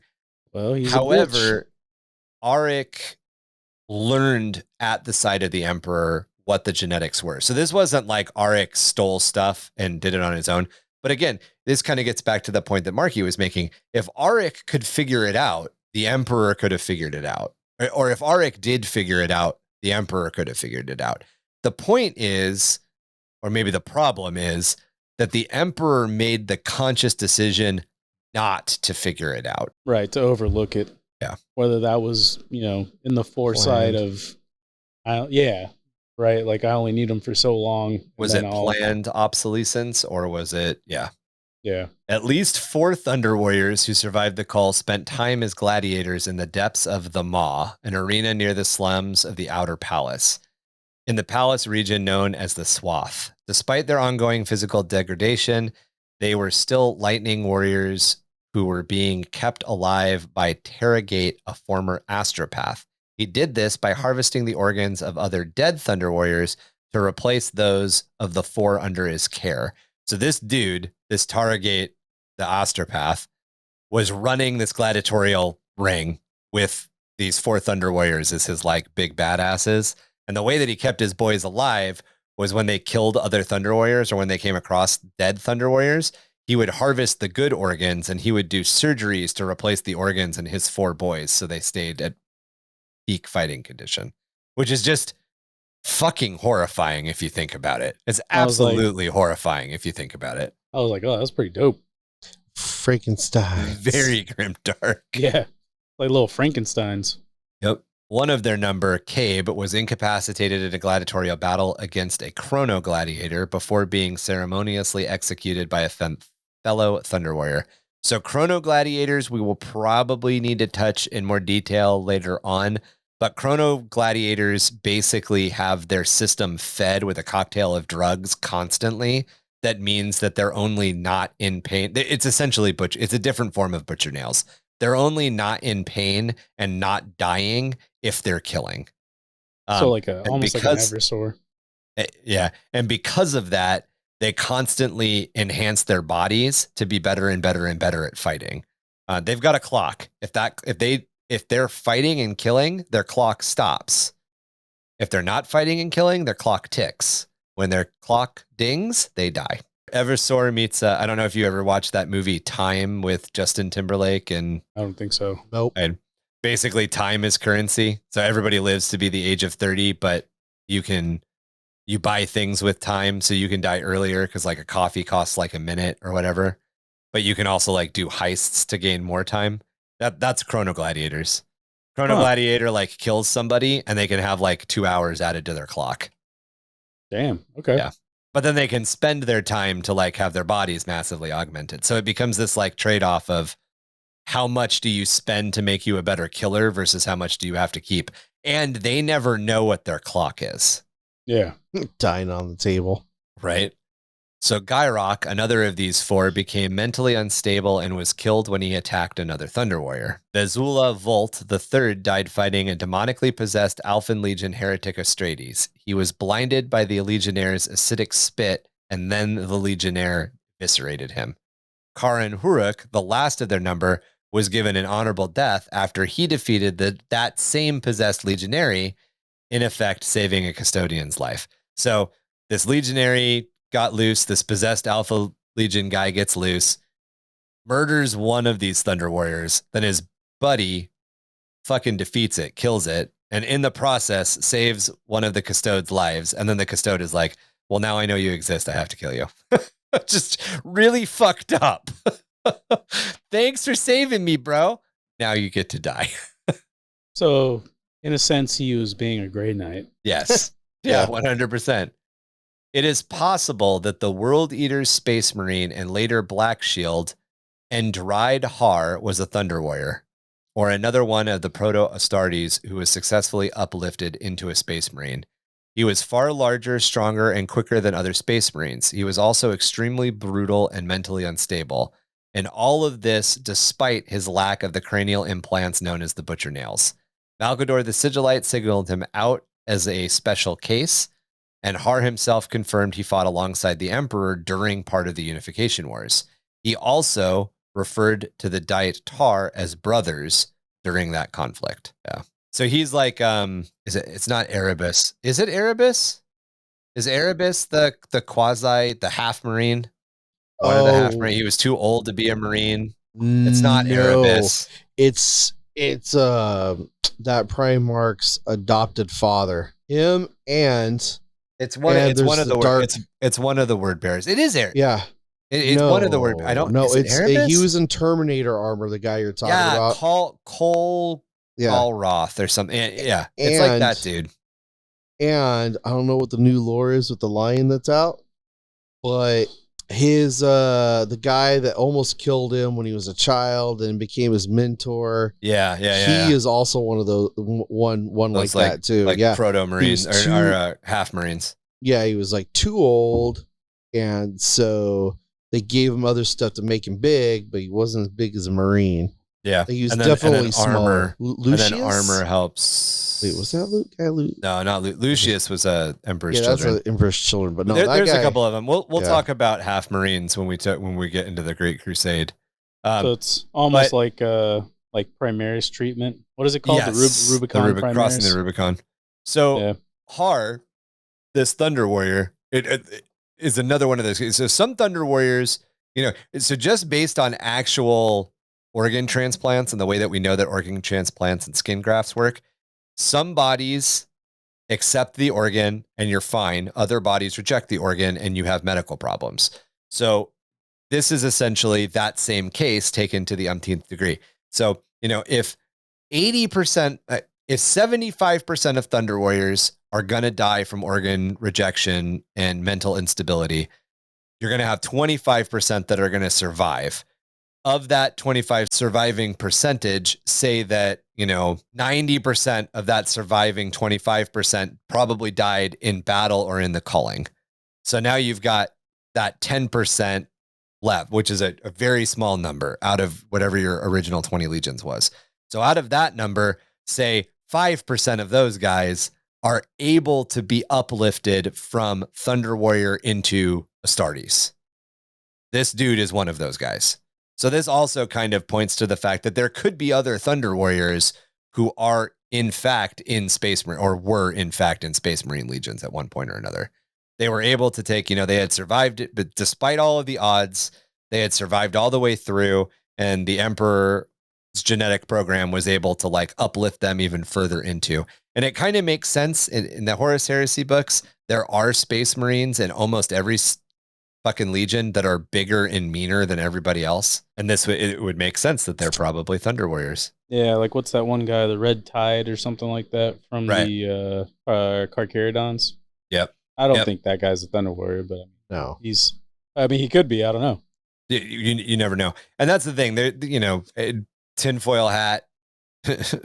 We have to come up with a segment for when we talk tinfoil hat conspiracy theory, 40k conspiracy theories. But 40k conspiracy theory, there's a Space Marine that was floating around in his armor for 10,000 years because he was blown out an airlock early in some combat in the Horus Heresy or in the Great Crusade.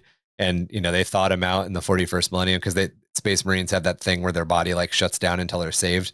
And they thawed him out in the 41st. And he was like, what the fuck is going on? So, could that have happened to some Thunder Warriors? Or as Marky is put up with his idea for making a Thunder Warrior army, did a group of them go missing in the webway and they're not being influenced by real time? So for them, they pop back out in the 41st millennium, but it's only been 5 years. Was Auric able to disseminate his gene therapy to a lot more than we realize? And there's actually Thunder Warriors who have just been alive on Terra for 10,000 years. There's all sorts of, it's the 40k universe. You can do whatever the fuck you want, realistically. I like that Webway one or Trapped in the Warp because they would come out and be loyal to the Imperium. Yeah. Not Possibly. unknowing. Possibly. Oh no, it depends. They No, would it depends. because What if they got sucked into the Webway after Mount Ararat? No. They'd be found by the right chapter though. It'd have to be the right The Dark loyalist. Angels. Oh, Dark Angels. Yeah. Easy. Yeah, who are hunting them down to kill them. Easy. It's done. We solved it. Yeah. It writes itself, boys. Oh my No, with how dirty they got done, they would not be loyal to the Imperium, I don't think. No, because the way the Unless it was hidden the way the history books would read, they'd be like, "Oh my God, I wish I would have been there with our brothers." But okay, salamanders, we'll be salamanders now. Sally us up. We're like your special guard for your chapter master. Yeah, that's another way to do it. You could do like you could make something that's equivalent to Stern Guard from Ultramarines. Oh, I mean, I was just gonna make them custodes. They're essentially gonna be a custodes army. From a power level, that makes sense. It'd have to be like you're talking about. It'd have to be the right loyalist legion that would be like who the chapter masters would know the actual lore or the actual history and be like, it'd be Alpha Legion. Alpha Legion would find him. Oh man, it'd have to be like salamanders. Nah, I think it'd be Dark Angels just because that's ironic. Well, and Dark Angels are probably but the inner circle would know, and we're kind of getting this stuff now. Yeah, we're probably not going to cover Dark Angels lore for a bit, but we're Dark Angels lore. All Warhammer 40k is ever evolving, but some Dark Angels lore stuff is evolving as of the recording. That hints at the fact that the Dark Angels may have been following secret orders the entire time. So all of their they're heretics isn't really they're heretics. It's they are following. I think we said this last episode too. The Alpha Legion and the Dark Angels, the one loyalist faction that's a little wishy-washy and the one heretic faction that's a little wishy-washy, both act like they're following orders from 30k. And that's why everybody thinks that they're disloyal to the side that they're on, because they're not acting like 40k armies, they're acting like 30k armies, which makes everybody uncomfortable. And that would be it. The Dark Angels are, maybe they still have an edict that says, if you come across a Thunder Warrior, kill it. Or maybe they have an edict where they know. Maybe they've got a book of grudges, essentially. They can fucking try. That's just all Thunder Warriors. It's every Thunder Warrior ever named. And whenever they kill one, and they genetically mark him off the book of grudges. That's like the book that the Grey Knights have when they write the demon names in it. Exactly. Sorry, my Thunder Warrior's got a book. Maybe the Grey Knights are the Thunder Warriors. Nah, because they're not all conspiracy within conspiracy. They're not all psychically powered. I know. Most of the Thunder Warriors weren't actually. Yeah. Obviously, every once in a while it's going to happen, but they weren't designed to be. So, right, yeah, like you said, they're Techno-Barbarians in power armor. Speaking of barbarians in power armor, the war gear of the Thunder Warriors, the first armor created for and used by the Thunder Warriors, and the first true Space Marine armor was the Mark I Thunder Power Armor, although this name was assigned by the Mechanicum at a later date. The armor was simply called Power Armor during the time it was in use. So the Mechanicum, I believe, named all of the marks in like the 32nd or 33rd. No, they did it during the Crusade, because during the Crusade, the marks changed a lot. So they had to start assigning numbers to them. So it was designed off the power armor favored by many of the Techno-Barbarian tribes at the time. In a lot of ways, it was indistinguishable from the armor used by all sides in the Unification Wars. This armor was designed for use in terrestrial environments and was not sealed from the elements or from vacuum. Think of, when I say it's indistinguishable from the armor used on all sides, it's a little bit more like full plate knight armor. Obviously, you can tell, if you're super educated, you can tell, oh, that's Germanic full plate. Oh, that's French full plate. And there's definitely slight different variances in medieval armor styles. Yeah, Franc. But if you look at it from like a kid going to Ren Fair, it's all full plate. Like, if that makes any sense. Again, if we look at it from a Dungeons and Dragons core rulebook, all full plate has the same stats. The style might change, but all full plate has the same stats. That's kind of Mark 1 power armor. Only the upper torso of Mark 1 is powered, most likely due to how difficult it was to make ranged weapons during the Unification Wars. So upper body strength was the wearer's best asset. Its name comes from the thunderbolt and lightning symbol called the Raptor Imperialis, which was the icon of the Emperor used during the Unification Wars, before he adopted the double-headed eagle known as the Aquila during the Great Crusade. There was no standard pattern, so this symbol is what links all of these armor suits together. So the way that you can tell a Mark 1 Thunder Warrior power armor, a Mark 1 Thunder power armor suit from just a Techno-Barbarian suit is all of the lightning bolt motifs. The Techno-Barbarian power armor generally had whatever their iconography was. Probably just skulls. Yeah. Or nothing. Or it was just basic power armor. It's the difference between finding a painted vault suit. Are they called vault suit? Vault tech suit? The Nuka-Cola painted vault. Power suit. The Nuka-Cola branded power armor suit, and then just finding like the pieces of the rusted one out in the wasteland. The point of all of that was there was no standard pattern, so the symbol is what links all of the suits of Mark 1 that were Thunder Warrior armor together. Mark 1 was made locally, and often their exact design could be tailored to the personal tastes of the warrior and their needs. However, they all featured the powered upper torso with heavy cabling to the chest and arms linked to the power pack worn on the back. This greatly enhances the wearer's physicality and upper body strength. So a lot of the reasons for the power armor initially was not everybody has guns. We don't have enough guns to go around. You're going to have to put a cleaver through a tank. So even with that, like even the photo you have, it looks like a big bolter. Mm-hmm. When did the 75 caliber round come about? Like in this time era, we'll get there here in a couple of seconds. Actually, leave me always sneaking ahead. It's a good question because I had it too. As I was like, I get, and this kind of comes back to that. Why is there melee in 40k? It comes back to this idea that the Age of Strife, that the Unification Wars happened at the Age of Strife, and the Age of Strife just ate resources. So whether or not it was technological stockpiles that already exist or raw materials that you would use to produce new weapons, there weren't a lot of guns, but there were enough to be a problem. That'd be more of a luxury. Right. I have a rich army. I can get more of them.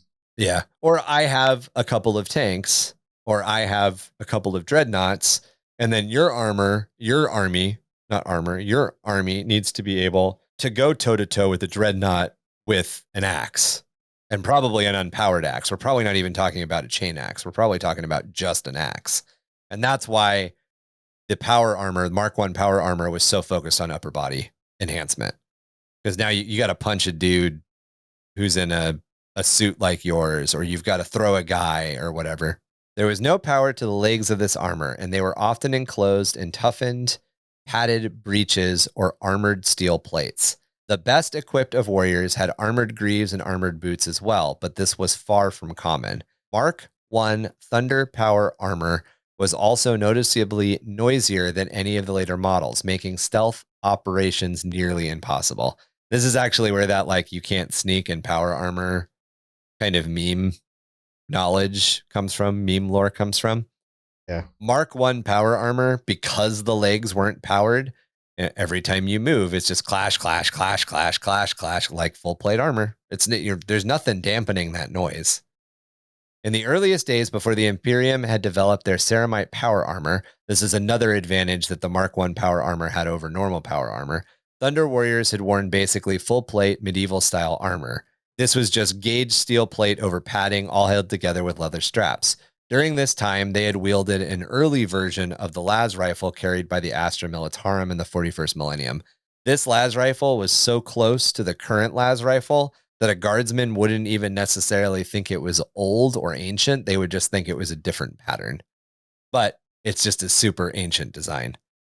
Later on, they were equipped with the larger archaic version of what would become the pattern of what the Astartes bolter is based on. So they started to use an early proto-bolter.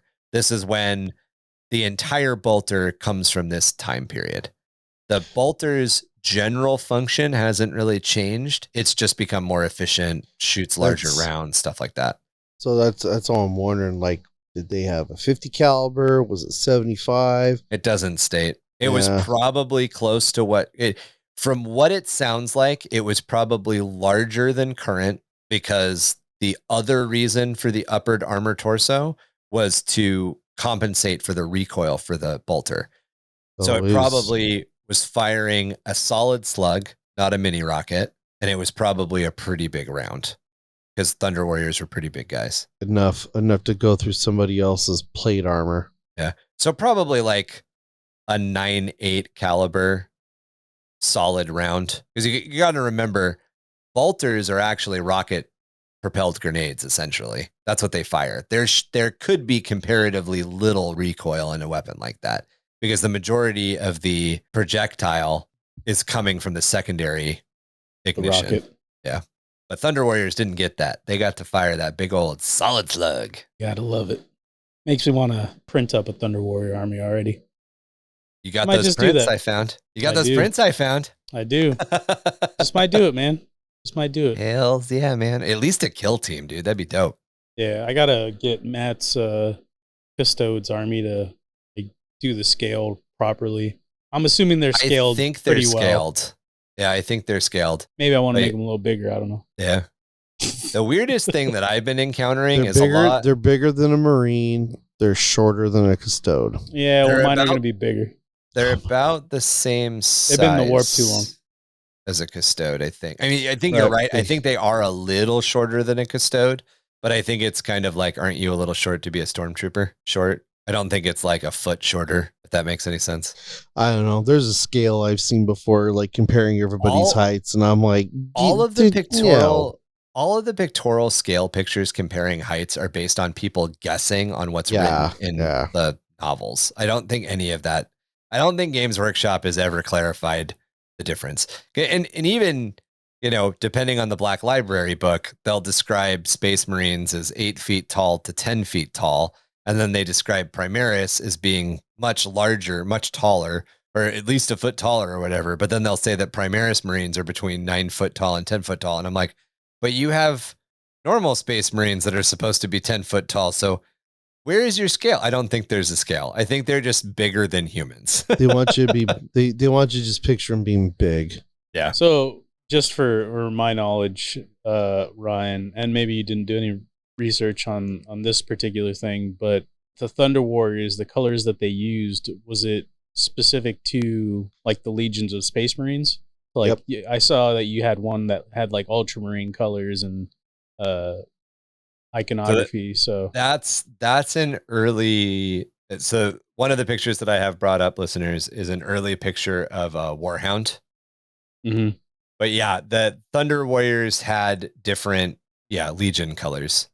Stereotypically, they were the kind of Ultramarines coloration, though. And a lot of that goes back to a game mechanics thing. Yeah. You know, the early Space Marines were not Astartes. They were just dudes in power armor. And the early Space Marines from Rogue Trader were all blue. Or no, they weren't all blue. There were like 6 different colors that you could paint them in.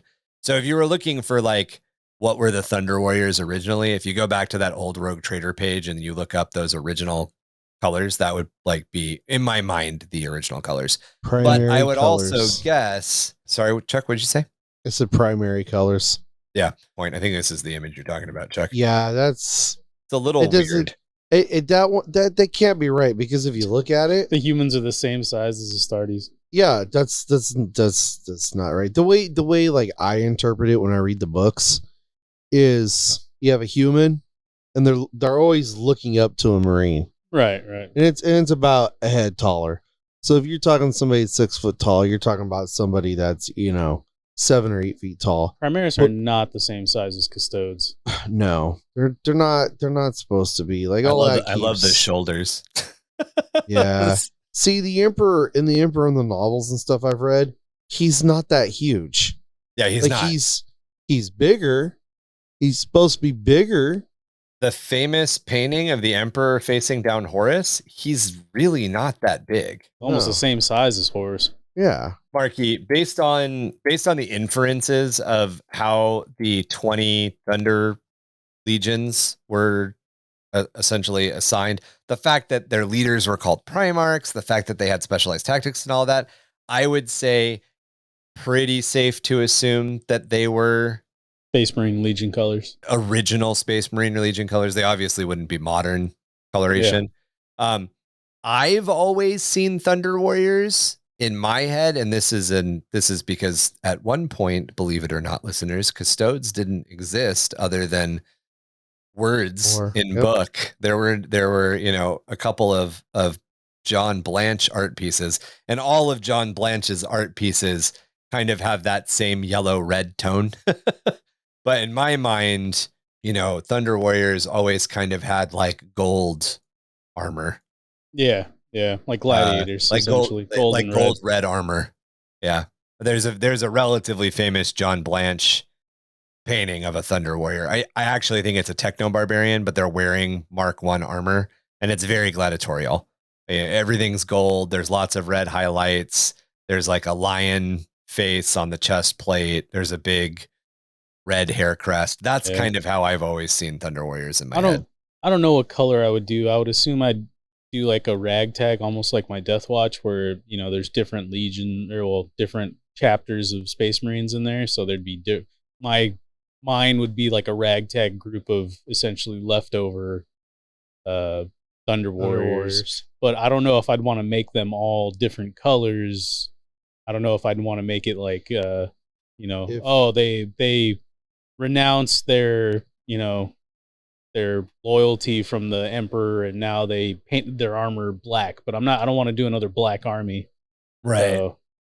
Yeah, I mean, you could do something cool. I actually really like, there's a picture I've seen a couple of times that's a Thunder Warrior in very archaic looking armor, and it's all painted blue, but he's got the one red shoulder pad, and he's got the Thunder Warrior Legion symbol, the eagle with the crossed bolts in it. Yeah. And I really like that. It doesn't look quite it's not quite ultramarine. It's almost more of like an Alpha Legion, I guess, blue. Does Ceramite have a color? I think Ceramite is just like, it's like ceramic white gray. So if you were to do something like that last photo, you get those shiny metallics like Turbo Dorks. That's kind of what I was thinking. Exactly. Like they essentially like strip the paint from their armor, and now they're just like a gray silver. Oh, that'd be neat. That'd be cool. Yeah. Mirrored looking. Oh, chrome. Oh, what if I made them chrome, dude? Yeah. And that other photo with the Emperor and Horus, if you notice, if the Emperor was to stand straight, they're the same. They're about the same height. Yeah. But Horus also is enlarged in this picture. The top of the Emperor's head basically comes to like Horus's eye line if you put them on the same plane. However, the Emperor, how small Sanguinius is, though. A normal Primarch. Yeah. The Emperor is in standard armor, like standard power armor. Horus is in Terminator armor. Yeah. So he's a little bit taller because of the armor that he's in, and then he's also empowered by chaos. See, now, and that's the other thing I think people forget too, when they put the power armor on, like the things I've read, it's like, a Space Marine, like we were talking, 8 foot tall, they get bigger. Right?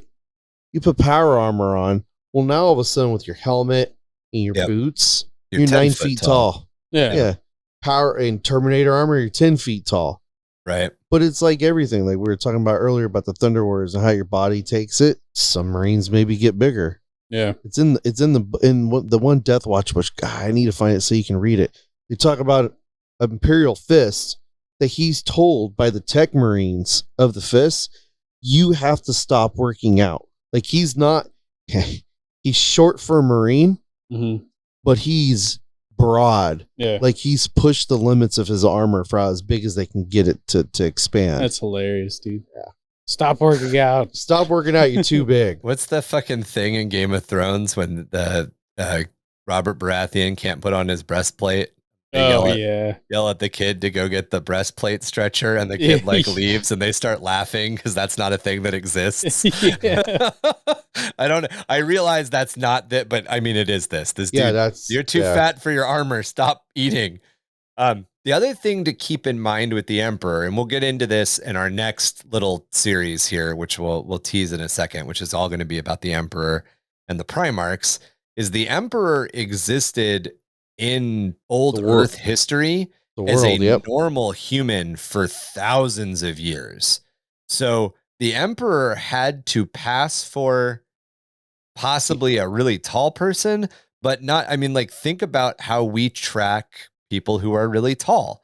Like, I can name like 4 or 5 people: Andre the Giant, Yao Ming, that dude that was 12 foot tall, Shaquille O'Neal. Like, tall people stand out in society. So the Emperor would stand out. And if the Emperor was trying not to stand out, the Emperor would probably not be a 10-foot tall dude with glowing eyes. He'd probably be like an 8.5 foot tall guy. Probably like 6'9" early on. Yeah. 7 foot tall. Thing. Did the Emperor start like suppress himself? Did the Emperor start fucking with his own genetics when he started fucking with everybody else's genetics? Probably. Do we not know about that? Or does it matter? You know, if you're 6'9" and you can regrow from just your pinky nail, do you need to be 10 feet tall? Probably not. You know, you don't need a second heart. You don't need a second set of lungs. You don't need this. You don't need that, because you're essentially a magical boy. Do you need, like, you know what I mean? Like, do you need all of this like height and excess? So the Emperor could have been just a little bit taller than an average man, and everything in propaganda and artwork and everything has just made him bigger. Yeah. What do they call them? Like tall stories or something like that? Tall tales. Tall tales. Yeah. Tall tales. Big fish. Big fish.